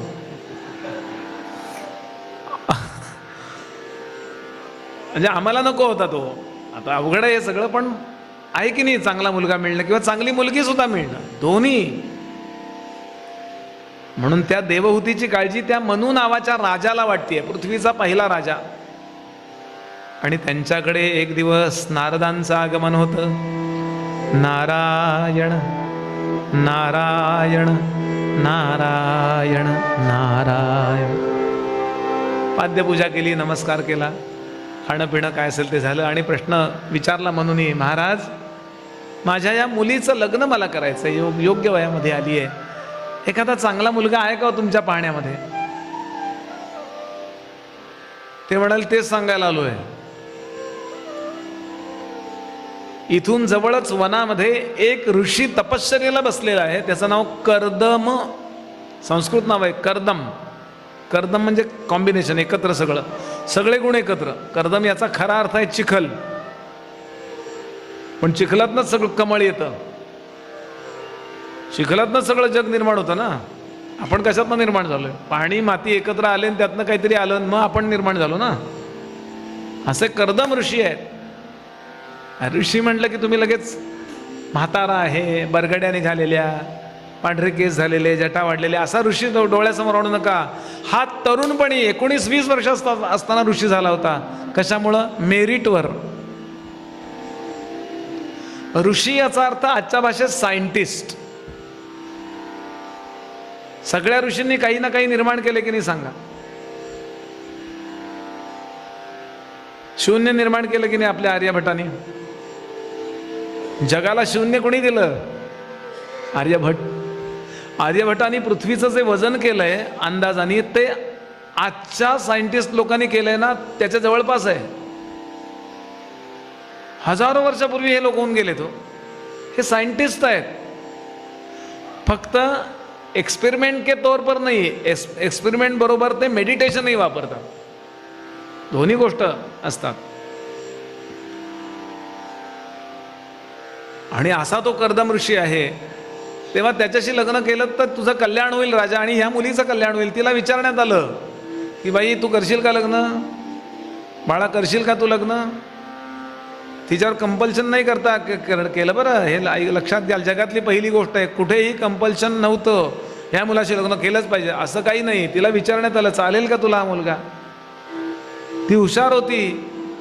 तिनं विचार केला विशेष असं काहीतरी जीवन आहे ज्यानं जीवन चांगल्या कार्यात अर्पण केलंय, असा मोठा सायंटिस्ट, त्याची मला पत्नी म्हणून सेवा करायला मिळते, हे माझं भाग्य आहे. तिने असं नाही म्हणली अगं बाई शी शी शी मी नाही लग्न करणार. तो ऋषी नको, तो ऋषी कपूर आहे का. कुठली त्याची हेअरस्टाईल आहे, असं असं करतो का सारखा. नंतर माझ्यामुळे टक्कल पडणारच आहे त्याला, पण आत्ता सध्या मुली सुद्धा अशा मॅच्युअर होत्या हो तेव्हा, की विशेष कार्य करणार आहे, मला त्यात समर्पण करता येईल ना, चांगल्या कार्यामध्ये पार्टिसिपेट पत्नी या नात्याने व्हायचंय तिला. असामान्य मुलगी देव होती. ती म्हणाली मान्य आहे. मोठा डोंगरेजी महाराज ही एकच गोष्ट एक एक दिवस सांगायचे, आणि लग्न ठरलं त्यांचं. मान्य आहे म्हणाली. आणि लग्नाच्या संध्याकाळी या कर्दम नावाच्या ऋषींनी आपल्या पत्नीला ब्रह्मचर्याची दीक्षा दिली. लग्नाच्या संध्याकाळी त्यांची कुठेही लांब जायची तिकीटं काढलेली नव्हती गोव्याची बिव्याची. लग्नाच्या संध्याकाळी इथं वर्णन आहे की तिला सांगितलं तुला आणि मला चांगलं अपत्य व्हावं, चांगला मुलगा चांगली मुलगी व्हावी वाटतं की नाही. म्हणली निश्चितच वाटतं. मग तसे चांगली मुलं आपोआप होत नसतात बाय चान्स. आपल्याला DNA डेव्हलप करावे लागते. आपली दैवी शक्ती विकसित करावी लागते. आपल्या दैवी शक्ती सगळ्यांच्यात आहे. हा छोटा मुलगा बसलाय ना असा बसू शकतोस का बघ, म्हटलं तर बस तसा परत. याच्यातही दैवी शक्ती आहे. आणि ते गुरुजी बसले तिकडे, त्यांच्यातही दैवी शक्ती आहे. Each soul is potentially divine. Vivekananda म्हणायचं each soul is potentially divine. The goal is manifest divinity within by controlling nature external और internal. Do it by work और वर्कशिप फिलॉसॉफी और psychic control and be free. असं विवेकानंदांचं पहिलं व्याख्यान असायचं. Each soul is potentially divine. सगळेजण आपण दैवी शक्तीने भारलेलो आहोत. आपल्या आतमध्ये ती आहे. ती डेव्हलप करायला विशिष्ट स्तोत्र म्हणायची असतात. ती डेव्हलप करायला विशिष्ट भजन करायचं असतं. स्पंदनांना त्यांना एक रुटीन द्यायचं असतं आतल्या स्पंदनांना, मग आपण काही कार्य करू शकतो. म्हणून आपल्याला ब्रह्मचर्याचं पालन करावं लागेल. ज्यातून ही शक्ती जाते ते सगळं बंद करायला लागतं. मैथून खाणं पिणं, वाटेल तसं खाणं पिणं झालं ना की ती शक्ती जाते. म्हणून कांदा खायचा नाही चातुर्मास्यात. माणूस असा प्राणी आहे कधीपासून खायचा नाही म्हणला. ते म्हणले आषाढी एकादशीपासून नाही खायचा. मग त्याच्या आधी 2 दिवस नवमीला खाल्ला चालेल का. म्हणून सणच काढला लोकांनी. कुठली नवमी, कुठल्या तरी पंचांगात आहे का कांदे नवमी असं बघा बरं. विचार करावा. असं करू नको, हे करू नको, हे कर, असं का सांगितलंय त्यांनी. आपल्याला शक्तींचं संचयन करायचंय. आणि हे दोघं जण तपश्चर्याला बसले. जवळपास 33 वर्ष, 11 वर्षाचे 3 मोठी अनुष्ठानं केली आहेत त्यांनी. आणि यानंतर त्यांच्या पोटी कोण जन्माला आलं ऐका. पहिली मुलगी जन्माला आली, तिचं नाव कला. ती मोठी झाल्यावर कुणाला देण्यात आली, मरीचिंना. दुसरी मुलगी अनसूया. कुणाची आई झाली ती, दत्तात्रेयांची काय असेल हो आजी. ही अनसूया अत्रींना देण्यात आली म्हणजे विवाहित झाली. देण्यात आली म्हणजे अशी गिफ्ट नव्हे, म्हणायची पद्धत आहे. आमची मुलगी देशपांड्यांकडे दिली आहे, कुलकर्ण्यांकडे दिली आहे म्हणजे तिथे विवाहित झाली आहे, म्हणायची पद्धत आहे. जसं सूर्य उगवला, सूर्य उगवतो का? सूर्य उगवत नसतो, पण म्हणायची पद्धत आहे. असं म्हणतो का? असं आता माझं डोकं सूर्याकडे आलं असं म्हणतो का आपण कधी? आता माझी पाठ सूर्याच्या पुढे आली. सूर्य उगवला म्हणायची पद्धत आहे, ती फक्त वदंत आहे. याचा अर्थ स्त्रियांचा अपमान नसतो. हल्ली आमच्या पुण्या मुंबईला एक वेगळा ट्रेंड आलाय, कन्यादान हा कार्यक्रम होणार नाही. दान हा शब्द आला. अरे दान म्हणजे भीक नव्हे. दान याचा अर्थ अधिकाराचा चेंज. इतके दिवस वडील जबाबदार होते, आता नवरा जबाबदार आहे असं म्हणायला दान म्हणायची पद्धत आहे. उदात्त अर्थ आहे त्यामध्ये. आपल्या संस्कृतीच्या अजिबात विरुद्ध जाऊ नका मुलींनो. जे सांगितलंय तसं ऐका. मी खरं सांगतो, पिढ्यानपिढ्या तुमचं कल्याण होईल. दुसरा मुद्दा. तिसरी मुलगी श्रद्धा ही अंगिरसाना देण्यात आली. चौथी मुलगी हवीरभू ही पुलस्तींशी विवाहित झाली. पाचवी मुलगी गती ही पुलोहांशी विवाहित झाली. क्रिया नावाची मुलगी क्रतूंशी, बरं का. ख्याती नावाची मुलगी दैत्यगुरु भृगूंशी विवाहित झाली, बरं का. अरुंधती वसिष्ठांशी आणि शांती नावाची कन्या अथर्वण ऋषींना देण्यात आली. 9 मुली झाल्या.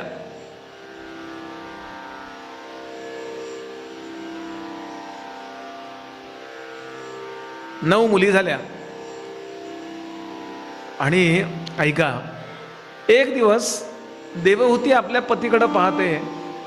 शांत बसलाय यमन, शांत बसलाय तो महापुरुष पती. कर्दम ऋषी असे शांत बसलेत, स्माइलिंग फेस.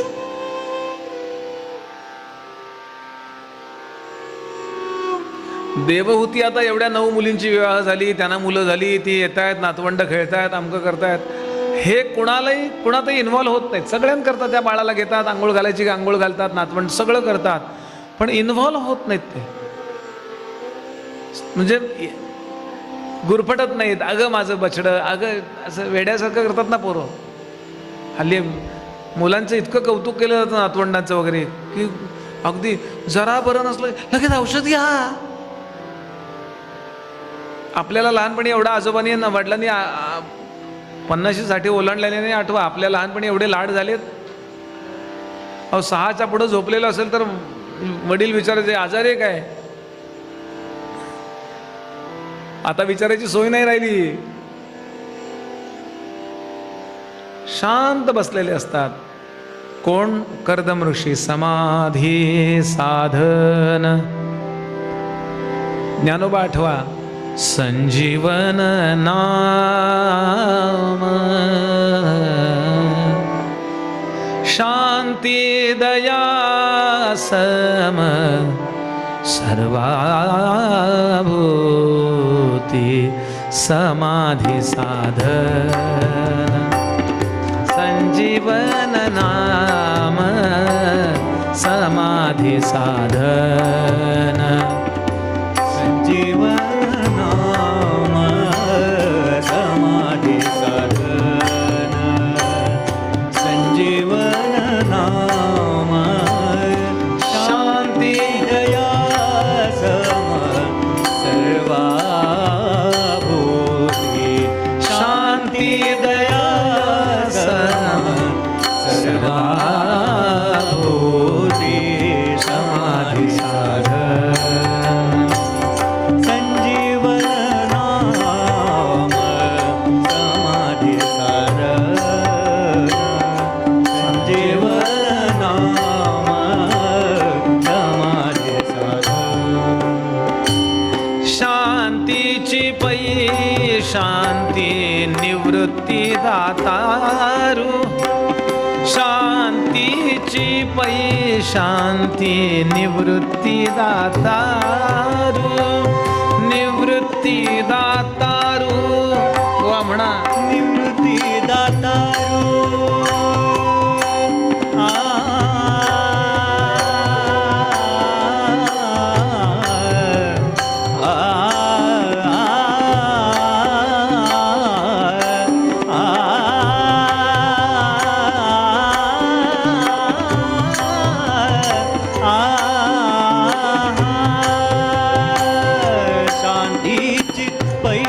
शांती निवृत्ती दातारू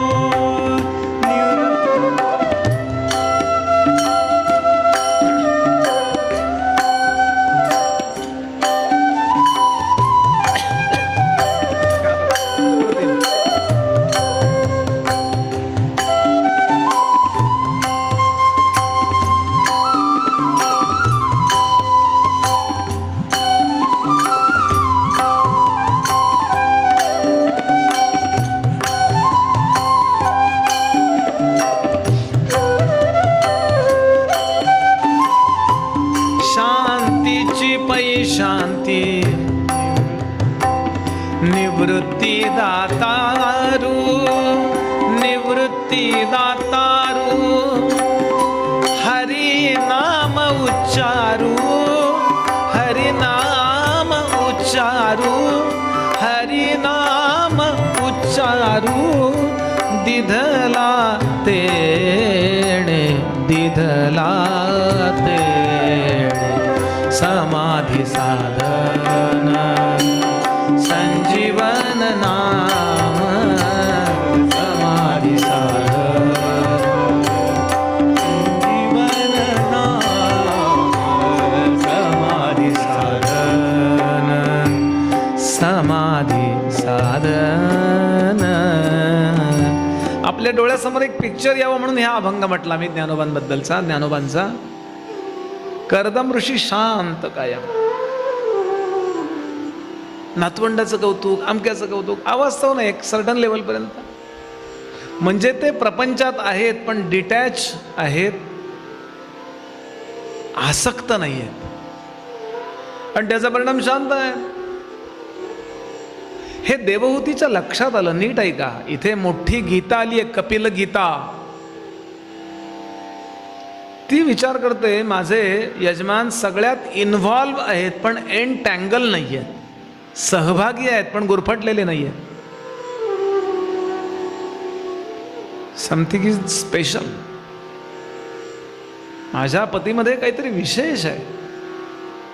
आणि म्हणून एक दिवस एकांतामध्ये चरणावर मस्तक ठेवलं आणि विचारलं, महाराज माझ्या भोवती वस्तू गोळा झाल्या, उत्तम गॅजेट्स, आत्ताच्या भाषेत उत्तम वस्तू आहे, सगळं काही चांगलं आहे, पण मी अशांत आहे. तुम्ही मात्र वेगळे राहून, म्हणजे याच्यात राहून सुद्धा वेगळे राहून, पद्मपत्र मी वांभसा. कमळाचं पान असतं की नाही,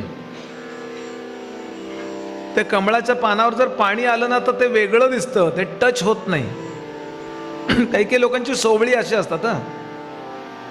सोवळी जेवायला वाढणाऱ्यांची पाणी चुकून उडाल तर ते टच होत नाही, इतकं जुनं सोवळं असतं, ते धुतलेलंच नसतं. फोडणीत आत्ताच देतो काय तू काय.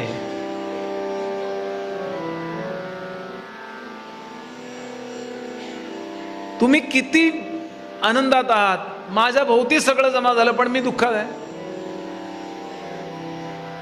कायम चेहरा पडलेला, टेन्शन सारखी. वॉशिंग मशीन, आत्ताच्या भाषेत बोलतो, वॉशिंग मशीन चांगलं आणलं पण लाईट गेले. 40 मिनिटाला लावलं होतं, 20 मिनिटं झाल्यावर लाईट गेले आणि लॉक झालं ते. आता कपडे आत अडकले, आता काय घालणार, नेसणार काय. जेवढे तुम्ही गॅजेट्सवर अवलंबून राहता तेवढे तुम्ही परतंत्र होत जाता. पूर्वी मोबाईल नंबर, आमका नंबर पाठ असायचे की नाही, आता आपलाच नंबर आपल्याला पाठ नसतो. काय आहे यात, थांबा तुम्हाला मिस कॉल देतो म्हणजे माझा नंबर तुम्हाला येईल. अरे मेले 10 आकडे पाठ करायला काय होतंय काय. 2.5 की, पाऊण की, निमकी होते की नाही पाढे. आता भाजी आणायला तुम्ही जा, 2.5 किलो वांगीन, 3 किलो बटाटे आणि 1.5 किलो कोबी. तिला सापडतच नाही भाजी खाली गेलेला कॅल्क्युलेटर त्या भाजीवालीला. हवेत गणित करायचे की नाही पूर्वी. जेवढे तुम्ही विविध गोष्टींवर अवलंबून राहायला लागता. पूर्वी स्वर नसताना सुद्धा स्वरात गायचे की नाही लोक, तंबोरा वगैरे लावायचे. आमच्याकडं गडावर सूरमणी पदवी असलेले एक जण, सूरमणी, तंबोरा लावता आला नाही. आमच्याकडच्या एका साध्या माणसाने लावून दिला भजनी बुवानी. तंबा म्हणला मी लावतो, बरोबर खुंट्या बिंट्या, हे घ्या सूरमणी गा. अवलंबित्व वाढलं. की मनुष्य दुःखी होतो. आणि याच्याकरता कुठल्याही गोष्टीसाठी सुखाबद्दल लोकांवर अवलंबून न राहण्याची सोय तू करून घे देवहूती. ज्या दिवशी तू कोणत्याही गोष्टी करता कोणावर नाही, शरीरावरही अवलंबून नाही राहायचं, मनावरही अवलंबून नाही राहायचं. मनाला वाईट वाटलं की आपल्याला वाईट वाटते. होतं की नाही बघा. उगाच मनाला काहीतरी वाईट वाटलेलं असताना आपण विचार मलाच वाईट वाटले असं वाटतं. मनाला वाईट वाटले, मनाला म्हणता येईल की नाही बाबा मना तुझ्याबरोबर दुःखी व्हायला मला वेळ नाही बाबा, मला खूप काम आहे. मन काहीतरी उचलतं, वा वा वा छान छान छान बा मना तुझ्यावर एन्जॉय करायला सुखी व्हायला मला वेळ नाही, मला खूप काम आहे बाबा. देहबिय नंतर आहे, मनावरही अवलंबून नाही राहायचं. आणि याकरता एक गोष्ट व्हावी लागते, ज्ञान व्हावं लागतं. आणि ज्ञान देतात त्याला सद्गुरू म्हणतात. देवहूती सद्गुरूंना शरण जा, म्हणजे माझ्यासारखी तू सगळ्या प्रपंचात असून सगळ्यांकरता सगळं करून सुद्धा सुखी होशील. गीतेतला श्लोक आहे, अशांतस्य कुतः सुखम. जो अशांत असतो तो सुखी नसतो. तो एसीत बसलेला असेल, त्याचा 22 मजली बंगला असेल, त्याच्या डोक्यावर हेलिकॉप्टर उतरेल 22व्या मजल्यावर, पण तो सुखी असेल असं समजू नका. सुखी होण्याकरता आपल्याला बाळा खाली बस. सुखी होण्याकरता तिच्या वयाकडे बघा किती लहान आहे आणि कथेला येते. कुठलं या जीवानं काय पुण्य केलं असेल पांडुरंगाच्या मंदिरात भागवताला यावं. 90 वर्षाचे लोक सुद्धा सिरियल बघत बसतात. होणार सून मी त्या घरची. कुठली सून होणार आहे आता ती 90 वर्षाची बाई. थरथर त्या रिमोटनी थांबा, ती नाकासमोर न्यायला लागतो तो टीव्हीच्या. कारण असं होत असतं. आरती त्या देवाची नाही पण त्या टीव्हीची आरती होते त्या रिमोटनी. मी अशा मुलांचं नेहमी कौतुक करतो. मी नव्हे, संस्कृती कौतुक करते की लहानपणी भागवतातला श्लोक आहे, कौमार आचरेत प्राज्ञ धर्मान भागवतानिह. लहानपणी ज्यांनी परमार्थाला सुरुवात केली त्या लोकांचं भाग्य आहे समजावं म्हणतो. प्रल्हादाच्या मुखातला श्लोक आहे, पहिला श्लोक आहे त्याच्या त्या 7व्या स्कंधातल्या कुठल्या तरी एका अध्यायातून. म्हणून तो कर्दम ऋषी आपल्या पत्नीला सांगतायत, तू शांती करता ज्ञान मिळवून घे. बोधाचा परिणाम, बोध म्हणजे यथार्थ ज्ञान, बोधाचा परिणाम शांती, आणि शांतीचा परिणाम कधी नाहीच होणारं, ढळणारं, कधी व्हायबल न होणारं सुख. मग ती म्हटली तुम्हीच माझे सद्गुरू व्हा, तुम्ही तर माझे पती आहात, तुम्ही ज्ञानी आहात. मी तुझा पती होणार नाही, माझ्याकडे योग्यता आहे पण तुझ्यात योग्यता नाही आता. ती का? अतिपरिचयादवज्ञा अतिपरिचयादवज्ञा संतत गमनादनादरो भवति. मलये भिल्ल पुरंध्री चंदन तरुकाष्ठमिंधनं कुरुते. मलय पर्वतावरच्या स्त्रिया सकाळच्या वेळेला आपल्या लेकरांना आंघोळ घालायला पाणी तापवतात, त्याच्याकरता चंदनाचे ओंडके लावतात तिथे आणि चंदनाच्या याच्यावर पाणी तापवतात. का? दुसरं लाकूडच मिळत नाही तिथे. आपल्याकडे एवढंसं खोड आहे ना, तुळशी बागेत 500 रुपयाला मिळतं पुण्याला. अतिपरिचय झाला ना की त्याची किंमत नाहीशी होते. अतिपरिचय खोटा मान राहत नाही. निशिदिनी उगवे भानू सूर्य त्याकडे कोण पाही. शशी तरी द्वितीयेचा सर्वही वंदित आहे. म्हणून सुजना तू दूरदेशी राहावे. जय जय रघुवीर समर्थ. म्हणून ज्याच्या वाणीचा आपल्यावर प्रभाव व्हावा वाटतो त्याचा आणि आपला अतिपरिचय करून घेऊ नका. सगळ्यांचं तुम्ही ऐकाल, त्याचं ऐकणार नाही का? ते काय नेहमीच आले ना इकडे की आमच्याच घरी असतात कंसात पडून. अतिपरिचयाचा असा प्रॉब्लेम येतो. तो वाईट नसतो, अतिपरिचयामुळं त्याचं बोलणं सिरियसली घेण्याची आपली सवय जाते. आपले जायतो इथं तरी बुवा असं होतं. बघा तुम्ही, आपली मुलं आपलं ऐकत नाहीत, बाकीच्यांचं ऐकतात. बघा होतं की नाही? बघा,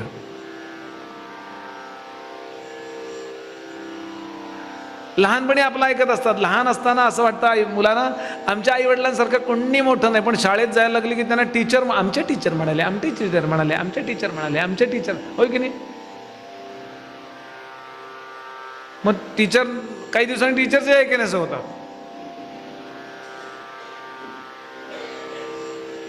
मोठे व्हायला लागतात. मग प्रोफेसर, आमचे प्रोफेसर फार भारी आहेत. थोडं कमी परिचय असला की इम्प्रेशन जास्त पडतं, अति परिचय झाला की मग आई वडिलांचं ऐकणं सोडलं, टीचरचं ऐकणं सोडलं, प्रोफेसरचं. लग्न झाल्यावर ही म्हणाली,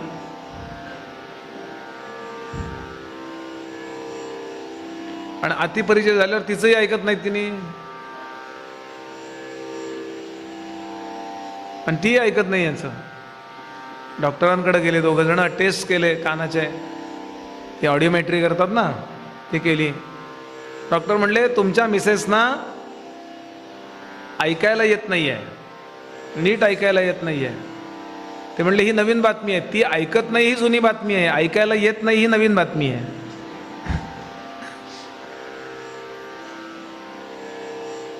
विनोद करायचा हेतू नाहीये. बघा, आपण सायकोलॉजी होते की नाही, त्या आपल्या लेकरांच्या मध्ये एक अपोजिशन कॉम्प्लेक्स तयार होतो, विरोधगंड निर्माण होतो, आणि मग आपण बरं त्या मुलांनाही कळत नाही आपण का ऐकत नाही आई वडिलांचं. म्हणून मी तुझा गुरु होणार नाही हे सांगतायत ते, पण मी तुला ज्ञानाची तळमळ निर्माण झाली ना, मी तुला निश्चित सांगतो, मी तुला निश्चित सांगतो, तुझ्या पोटी प्रत्यक्ष परमात्मा अवतरित होईल. एक मंत्र घे, आणि तिला मंत्र दिला, नारायण नारायण श्रीमन्नारायण नारायण नारायण. बोला नारायण. अप्रतिम. नारायण श्रीमन्नारायण नारायण नारायण. हो नारायण नारायण श्रीमन्नारायण नारायण नारायण. नारायण नारायण श्रीमन्नारायण नारायण नारायण. श्रीमन्नारायण नारायण नारायण श्रीमन्नारायण नारायण नारायण. श्रीमन्नारायण नारायण नारायण.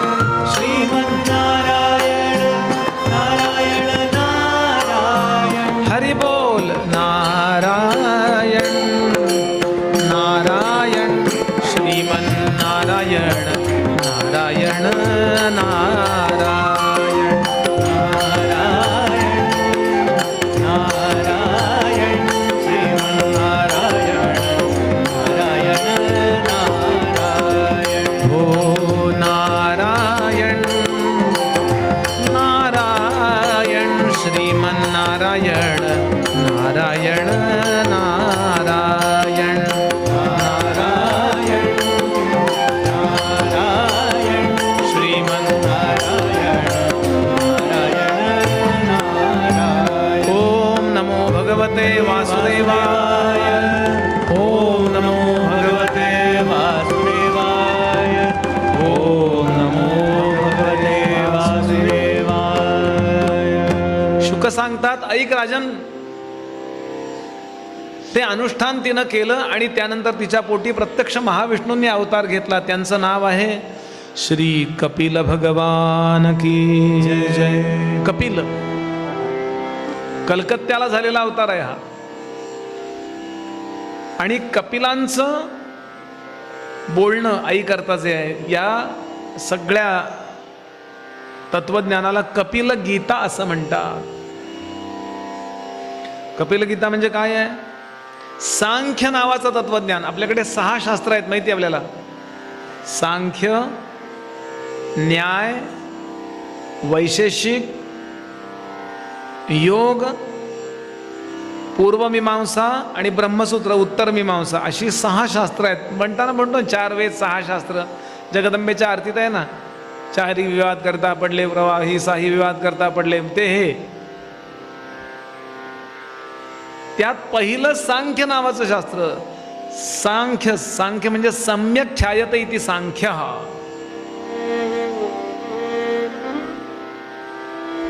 नेमकं सांगितलं जातं, परफेक्ट डेफिनेशन, याला म्हणतात सांख्य. सम्यक ख्यायते, ख्या म्हणजे ख्या नावाचा धातू आहे, व्याख्या म्हणतो की नाही, याची व्याख्या काय, कशाला म्हणतात हे सांगितलं जातं, त्याला सांख्य म्हणतात. गीतेचा 2रा अध्याय त्याच्या जवळ आहे हे. थोडाफार फरक आहे.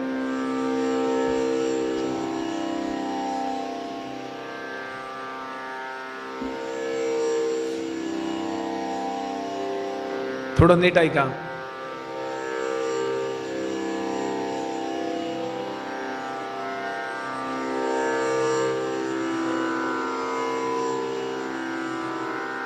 कपिल आता 8 वर्षाचे झाले आणि त्याची मौंज करून घेऊन वडिलांनी संन्यास घेतला, ते निघून गेले. ते बोललेच होते लग्नाच्या आधी, एक मुलगा झाल्यावर मी संन्यास घेईन. वडिलांनी मुलाच्या जीवनात करायचं शेवटचं कार्य म्हणजे त्याचं मौंजी बंधन आहे. त्यानंतर त्यांनी थांबायचं पण नाहीये घरी शास्त्राप्रमाणे. आता नातवंडाची लग्न झाली तरी सुद्धा चिंतित असतात.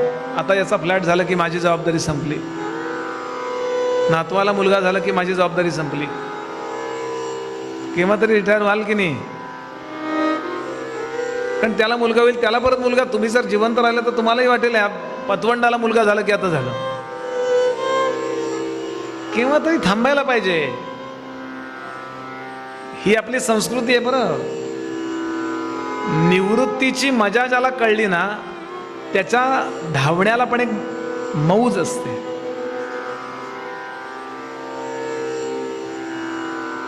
वेळेवर धावून जो थांबतो त्याला बक्षीस देतात का जो धावत राहतो त्याला बक्षीस देतात? सांगा.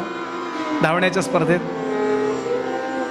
टाइम बाउंड रनिंग, तेवढ्या वेळात तुम्ही तेवढा पूर्ण केलं आणि थांबलात, मग बक्षीस समारंभ होतो ना.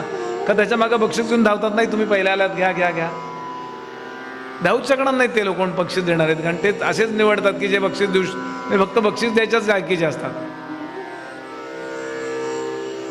विचार करा याचा.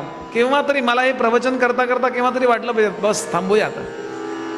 केलं 20-25 काय 50 वर्ष काय जे असेल ते पुढे जा. निवृत्तीचाही आनंद ज्याला कळला, नाही तर माणूस फरफटला जातो. आमच्याकडे सज्जनगडावर खूप मोठे गायक आले होते, खूप मोठे. समर्थांच्या समाधीत मी त्यांना दर्शनाला घेऊन गेलो. दर्शन घेतलं आणि रडायला लागले, डोळ्यातनं पाणी आलं त्यांच्या. आमचे मुख्य देव होते मारुती बुवा रामदासी, जे श्रीधर स्वामींचे डायरेक्ट शिष्य होते. पोनी पाठीवर हात ठेवला त्या गायकांच्या. बरं 70-75चे होते. त्यांना म्हटलं समर्थांसमोर आले म्हणून डोळ्यात पाणी आलंय वगैरे, चांगली गोष्ट आहे. म्हणजे सत्वगुण जागा झाला, देवासमोर आल्यावर पाणी यावं. अहो ते दुःखानं रडत होते. म्हटले बुवा आता हल्ली आवाज लागत नाही हो. काय म्हणले बुवा? अहो आता लोकांच्या गाण्याचा आनंद घ्या, आपलाच आवाज लागला पाहिजे असं काय गरज आहे? संगीत हे ज्ञान आहे ना, आणि ज्ञान कधी दुःखदायी नसतं म्हणाले. ज्यानं दुःख होतं ते ज्ञान नसतं, ते अज्ञान असतं. तुम्हाला जर आज दुःख होत असेल तर ते संगीत तुम्ही ज्ञान म्हणून मिळवलं नाहीये, तुम्ही लोकांना एंटरटेन करायला मिळवलंय. समजून घ्या समर्थांची ओवी. निवृत्तीचाही आनंद घेता आला पाहिजे. आणि असे निघून गेले. आणि इथे अतिशय सुंदर तत्वज्ञान सांगितले. सगळ्या तत्वज्ञानाचा विचार करणार नाहीये मी, पण अगदी सोपं सांगतो. आई, या जगामध्ये सगळे व्यवहार चाललेले जे आहेत ना, ते 2 फॅक्टरनी चाललेले आहेत. 2 गोष्टी त्यामध्ये असतात आणि तिसरी गोष्ट निर्माण होते. उदाहरणार्थ, भोजन करणारा आणि प्रत्यक्षामध्ये भोजनाचे पदार्थ, आणि त्यातून क्रिया निर्माण होते, त्याला म्हणतात भोजन, जेवणे. ऐकणारा जे ऐकलं जातं ते आणि ऐकण्याची क्रिया. कर्ता कर्म क्रिया, भोक्ता भोज्य भोजन, ज्ञाता ज्ञेय ज्ञान, ध्याता ध्येय ध्यान, याने विश्व चाललेलं आहे. आणि खरं सांगू, ज्याला भोगलं जातं त्याला प्रकृती म्हणतात आणि भोगतो त्याला पुरुष म्हणतात. तुम्ही स्त्रीचा देह धारण केलाय का पुरुषाचा देह धारण केलाय याचा विचार नका करू. तुम्ही कुठलाही देह धारण केलाय ती प्रकृती आहे. आणि त्या देहाला धारण करणारा आतला जो आहे आत्मा तो पुरुष आहे. म्हणून पुरुष एकमेकांना भेटल्यावर काय विचारतात, तुझी प्रकृती कशी आहे विचारतात की नाही. असं कधी पुरुष गप्पा मारतात का, सध्या तुझा पुरुष बिघडलाय वाटतं. ही प्रकृती आहे, लक्षात घ्या. आपण कोणीही पुरुष नाही आहोत देहानं विचार केला, आणि आपण सगळे पुरुष आहोत आत्म्यानं विचार केला तर. आणि आपण सेवा करतो, देहाच्या द्वारे सेवा करतो आपण आत्म्याची. एक उदाहरण सांगतो. गुलाबजाम केले, काय म्हणतात तुमच्याकडे गुलाबजामला? गुलाबजाम. आपल्याला आवडणारा पदार्थ डोळ्यासमोर आणा, तुम्ही तो जिभेवर ठेवता, मस्त झालाय हो. पहिल्यांदा कुणाला बरं वाटलं? जिभेला. बरोबर आहे, नीट ऐका. जिभेला बरं वाटलं, जिभेला बरं वाटलं हे प्राणांच्या द्वारे मनाला कळलं की नाही. प्राण हे वायरिंग आहे. कारण मेलेल्या माणसाच्या जिभेवर तुम्ही गुलाबजाम ठेवा, बटाटवडा ठेवा, नाही तर निखारा ठेवा, त्याला काही प्रॉब्लेमच नाही आहे. जिवंतपणा हे गुलाबजाम बरं वाटण्याचं मुख्य कारण आहे. बरोबर आहे की नाही. म्हणजे जिभेनी त्या वस्तूचा उपभोग घेतला, मस्त झालाय, हे जिभेला नाही कळलं, जिभेच्या द्वारे प्राणांना कळलं. प्राणांनाही नाही कळलं, ते मनाला कळलं. बरोबर आहे. निर्णय कुणी दिला? बुद्धीने दिला, मनाने दिला की वा छान झालं, अजून वाढव दोन जरा. पण नीट विचार करा, मनाला कळलं हे कुणाला कळलं?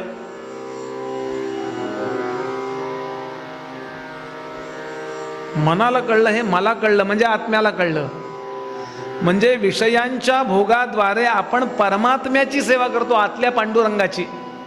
काया ही पंढरी, आत्मा हा विठ्ठल, नांदतो केवळ पांडुरंग. नामदेव महाराजांचा याच्यावरचा अभंग आपल्यासमोर ठेवतो. हे सगळं सांख्य तत्वज्ञानाचं सार आहे. बरं, ते सांगतात पांडुरंगा, खरं सांगू तुझं माझं नातं काय आहे? मी विषयांच्या भोगाच्या द्वारे तुझीच तर सेवा करतोय. कानाद्वारे चांगलं संगीत ऐकून कानाला कळलं, हे प्राणाला कळलं, हे मनाला कळलं, हे मला कळलं, आणि बरं वाटलंय ते आत्म्याला वाटलंय. मधल्या सिस्टीमला नाही वाटलं. मधली सिस्टीम फक्त तो निरोप देतीये, वा छान वाजवत आहेत. बरं का, हे विचार करा. म्हणजे विषयांच्या भोगाला तुम्ही भोग म्हणत नाही, त्याला तुम्ही नैवेद्य अर्पण करणं असं म्हणाल. आणि कुठलाही विषयांचा भोग घेताना आपल्याला अपराधी वाटणार नाही. कधी? सांख्य तत्वज्ञान कळलं तर. तू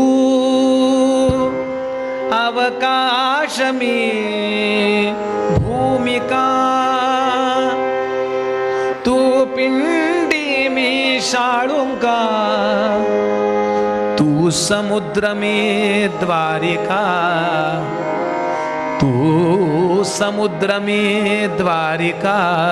स्वये दोनी स्वये दोनी स्वये दोनी स्वये दोनी स्वये दोनी स्वये दोनी. एक क्षणभर पुरिया धनाश्री करायचा त्याचा. मा पद प मा प ग ग. एक क्षणभर.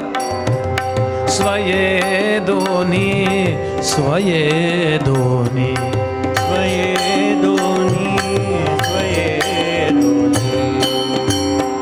तू चांद मी चांदणी, तू चांद मी चांदणी, तू नाग मी पद्मिनी, तू नाग मी पद्मिनी, तू कृष्ण मी रुक्मिणी, तू कृष्ण मी रुक्मिणी.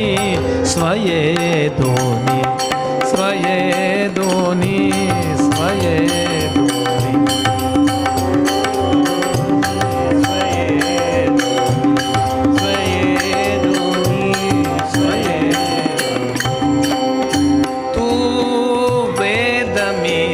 स्तविता वेद मी स्तविता तू वेद मी स्तविता तू शास्त्र मी गीता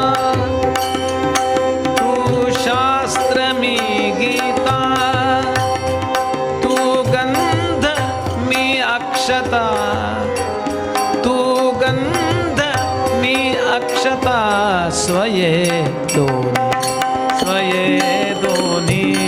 स्वये दोनी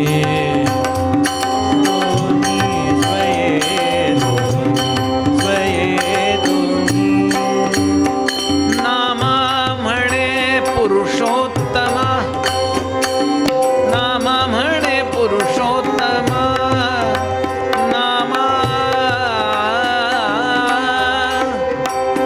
नामा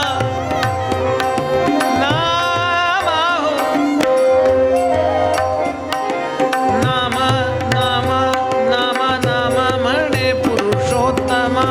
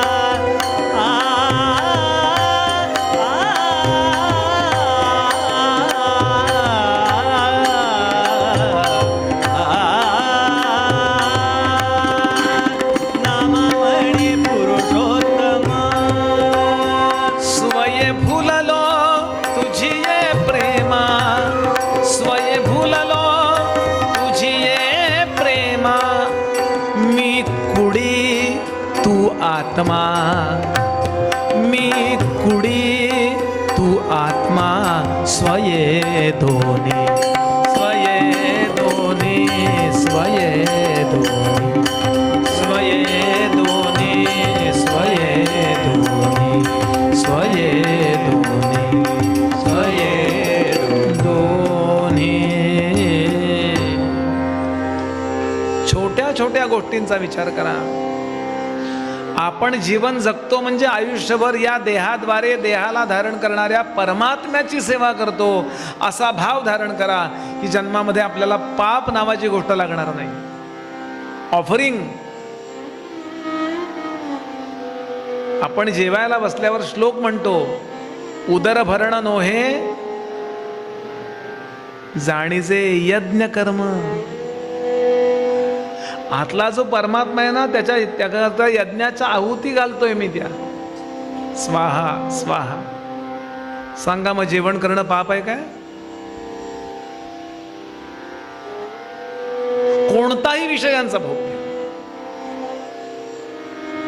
शिवमहापुराणात किंवा गुरुचरित्रामध्ये महानंदा नावाच्या एका वेश्येची कथा येते. वेश्येची.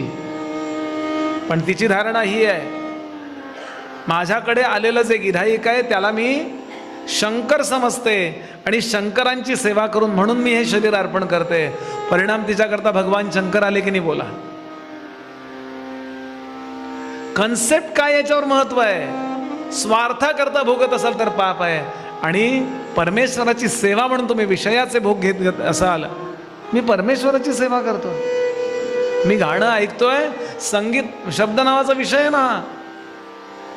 पण मी ऐकताना स्वस्मिन रमते इति स्वरः, मी परमात्म्यामध्ये समर्पित होण्याकरता मी गाणं ऐकतोय असं म्हटल्याबरोबर तुमची समाधी लागणार आहे. स्वामी समर्थांची ज्या दिवशी समाधी लागत नसे किंवा रामकृष्ण परमहंसांची ज्या दिवशी समाधी लागत नसे, काही वेळा त्रास होतो आपल्याला, जसं झोप लागायला आपल्याला त्रास होतो तसं त्यांना समाधी लागायला त्रास होत असे. तेव्हा एखाद्या गायकाला समोर ते बसवायचे आणि म्हणायचे म्हण रे काहीतरी. विवेकानंदांना कित्येक वेळाला बसवायचे, कारण विवेकानंद उत्तम गायक होते, म्हणजे ख्यालाचे गायक होते, आणि ते लगेच समाधी लागत असे. कारण ते विचार करतायत हा स्वर मी परमेश्वराची सेवा म्हणून ऐकतोय.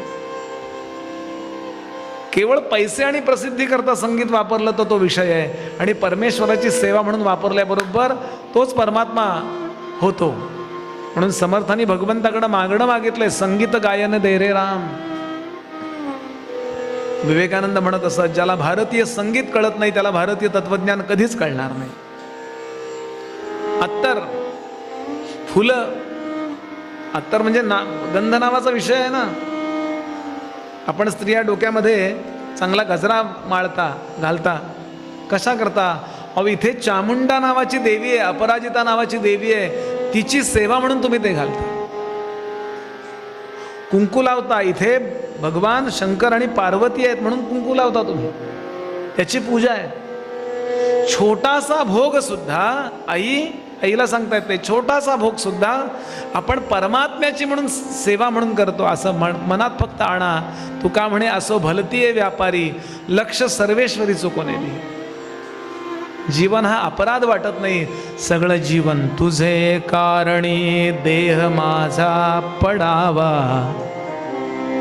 उपेक्षू नको गुणवंता अनंता, रघुनायका मागणे हेची आता. हा सांख्याचं मर्म आहे बरं, सांख्य तत्वज्ञानाचं बरंच आहे, खूप मोठं आहे तत्वज्ञान, बरंच काय काय सांगितलंय त्याने. मी सगळं सांगत बसणार नाही आहे, पुन्हा कधी भेटलो तर सांगू, किंवा आहे यूट्यूबवरती ऐका. अनेक वक्त्यांनी सांगितलेलं भागवत आहे. माझं तर आहेच आहे, मकरंद बुवा रामदासी म्हणून माझ्या एका मित्राने चॅनल काढून दिला, तो आहे. पण माझ्या व्यतिरिक्त खूप मोठे मोठे वक्ते आहेत. आमचे चैतन्य महाराज देगलूरकर आहेत, ऐका. पुष्कळ चांगले चांगले वक्ते आहेत, अनेकांकडून ऐका, म्हणजे कन्सेप्ट क्लिअर होत जातात. आणि गोपींची हीच भावना आहे, म्हणून गोपींच्या उपभोगाला भोग. आजही आपण भोग लगाना म्हणतात ना, भोग लगाना म्हणजे नैवेद्य दाखवणे. उत्तर भारतात भोग लगाना रे भगवान को भोग लगाया क्या. भोग हा शब्द नैवेद्य अर्थाने कुणी आणला? गोपींनी आणलाय. गोपी सजायच्या, गोपी सजायच्या, त्यांनी वर्णन केलंय. का सजायच्या? छान स्नान करायच्या, सुंदर साडी नेसायच्या, छान पदर घ्यायच्या, कपाळाला कुंकू लावायच्या.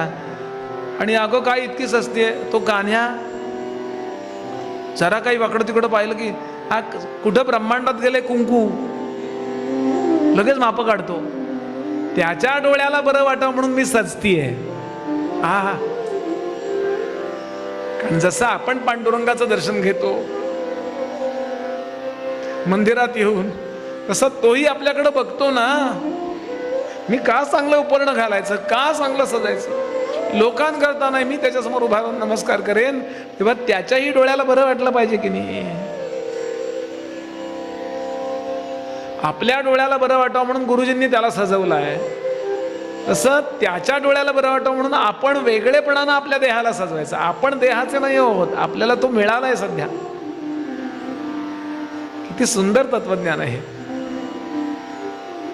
सजणं सुद्धा या गोपींचा कृष्णा करताय, दही घुसळणं कृष्णा करता, नटणं कृष्णा करता, मुरडणं कृष्णा करता, रागे भरणं कृष्णा करता, आणि प्रेम करणं. जनाबाई म्हणाल्या, दळिता कांडिता तुझं गायी ना अनंता. भांडण करताना सो कृष्ण येतोय त्यांच्यात, म्हणजे त्यांच्या शब्दात. नवऱ्याशी कडकडून भांडायच्या त्या गोपी. अजिबात घाबरू नका तुम्ही, बरं मी आहे पाठीशी, बिंदास्त. आणि म्हणायचं काय माहितीये, थांबा तुमचं नाव आता कृष्णालाच सांगते. आला की नाही कृष्ण भांडणार. तो म्हणायचं काही नाही, मी कालच सांगितलंय कृष्णाला नाव तुझं. तो म्हटला तशीच आहे, माझ्याशी पण भांडते, ॲडजस्ट करून घ्या जरा. म्हणून तुकाराम महाराज सांगतात, गोकुळीच्या लोका झाले ब्रह्मज्ञान, केल्या विना जप तप व्रत. याला पतंजलींनी क्रियायोग म्हटलंय. प्रत्येक क्रिया परमात्म्याशी जोडणारी असली की तो योग, क्रियायोग. ते फार कॉम्प्लिकेटेड नाहीये, सहज आहे होते. स्वभाव भक्ती अलंकाराचं उदाहरण म्हणजे या गोपी आहेत, आणि त्याचं तत्वज्ञान इथे आलं. म्हणजे सृष्टी कशी बनलेली आहे, कुठले कुठले त्यातले एलिमेंट्स कुठले कुठले आहेत, न्यूक्लियस कसं आहे, ते सगळे 5-6 वेळा आले. सृष्टीच्या निर्मितीची व्यवस्था इथे पण एकदा आली आहे, पण तिकडे आपल्याला जायचं नाही. मी काल चतुश्लोकी भागवत सुद्धा या अंगानं सांगितलं, आणि आत्ता सांख्यसुद्धा भक्तीच्या अंगानं आपल्यासमोर मांडलं, कारण त्याला भक्ती आवडते पांडुरंगाला. बरं, ज्ञानापेक्षा भक्ती आवडते. ज्ञान म्हणजे ऑफिसमध्ये जाऊन साहेबांना भेटणं आहे, आणि भक्ती म्हणजे स्वयंपाकघरात जाऊन बायकोला सांगणं, तुमच्या मिस्टरांना सांगा माझं काम करा. रामकृष्ण परमहंसांनी दिलेला दृष्टांत आहे. ते म्हणाले भक्ती म्हणजे स्वयंपाकघरातला वशिला आहे. प्रॉपर तुम्ही ज्ञान म्हणजे अगदी व्यवस्थित जा, व्यवस्थित अर्ज द्या, ऑफिसमध्ये बाहेर बसून राहा, आणि मग तुमचा नंबर आल्यावर जा, मग झालं तो काम झालं. आणि बायकोच्या माहेरचे आहात तुम्ही, अहो जरा ते आमच्या माहेरचे आले, ते त्यांचं काम करा, हो सही करा. नाव काय त्याचं, नंबर सांग त्याचा, याचा लगेच सही होते की नाही. त्याला ती आवडते भक्ती. साहेब आहे ना तो आपल्या सगळ्यांचा, पांढरीचा पाटील म्हणतात त्याला. असो, म्हणून त्यांनीच मला सुचवलंय, हेही मी माझ्या मताने बोलतच नाहीये, त्यांनीच हे सुचवलंय, असा विचार करा. आणि आता तो मला सुचवतोय, बुवा सगळ्यांना चहा प्यायला सोड. म्हणून आपण एक 15 मिनिटाचा ब्रेक घेऊया, छान संगीत सेवा ऐकूया, आणि लगेच पुढच्या कथानकाला आरंभ करूया. गोपाल कृष्ण भगवान की जय.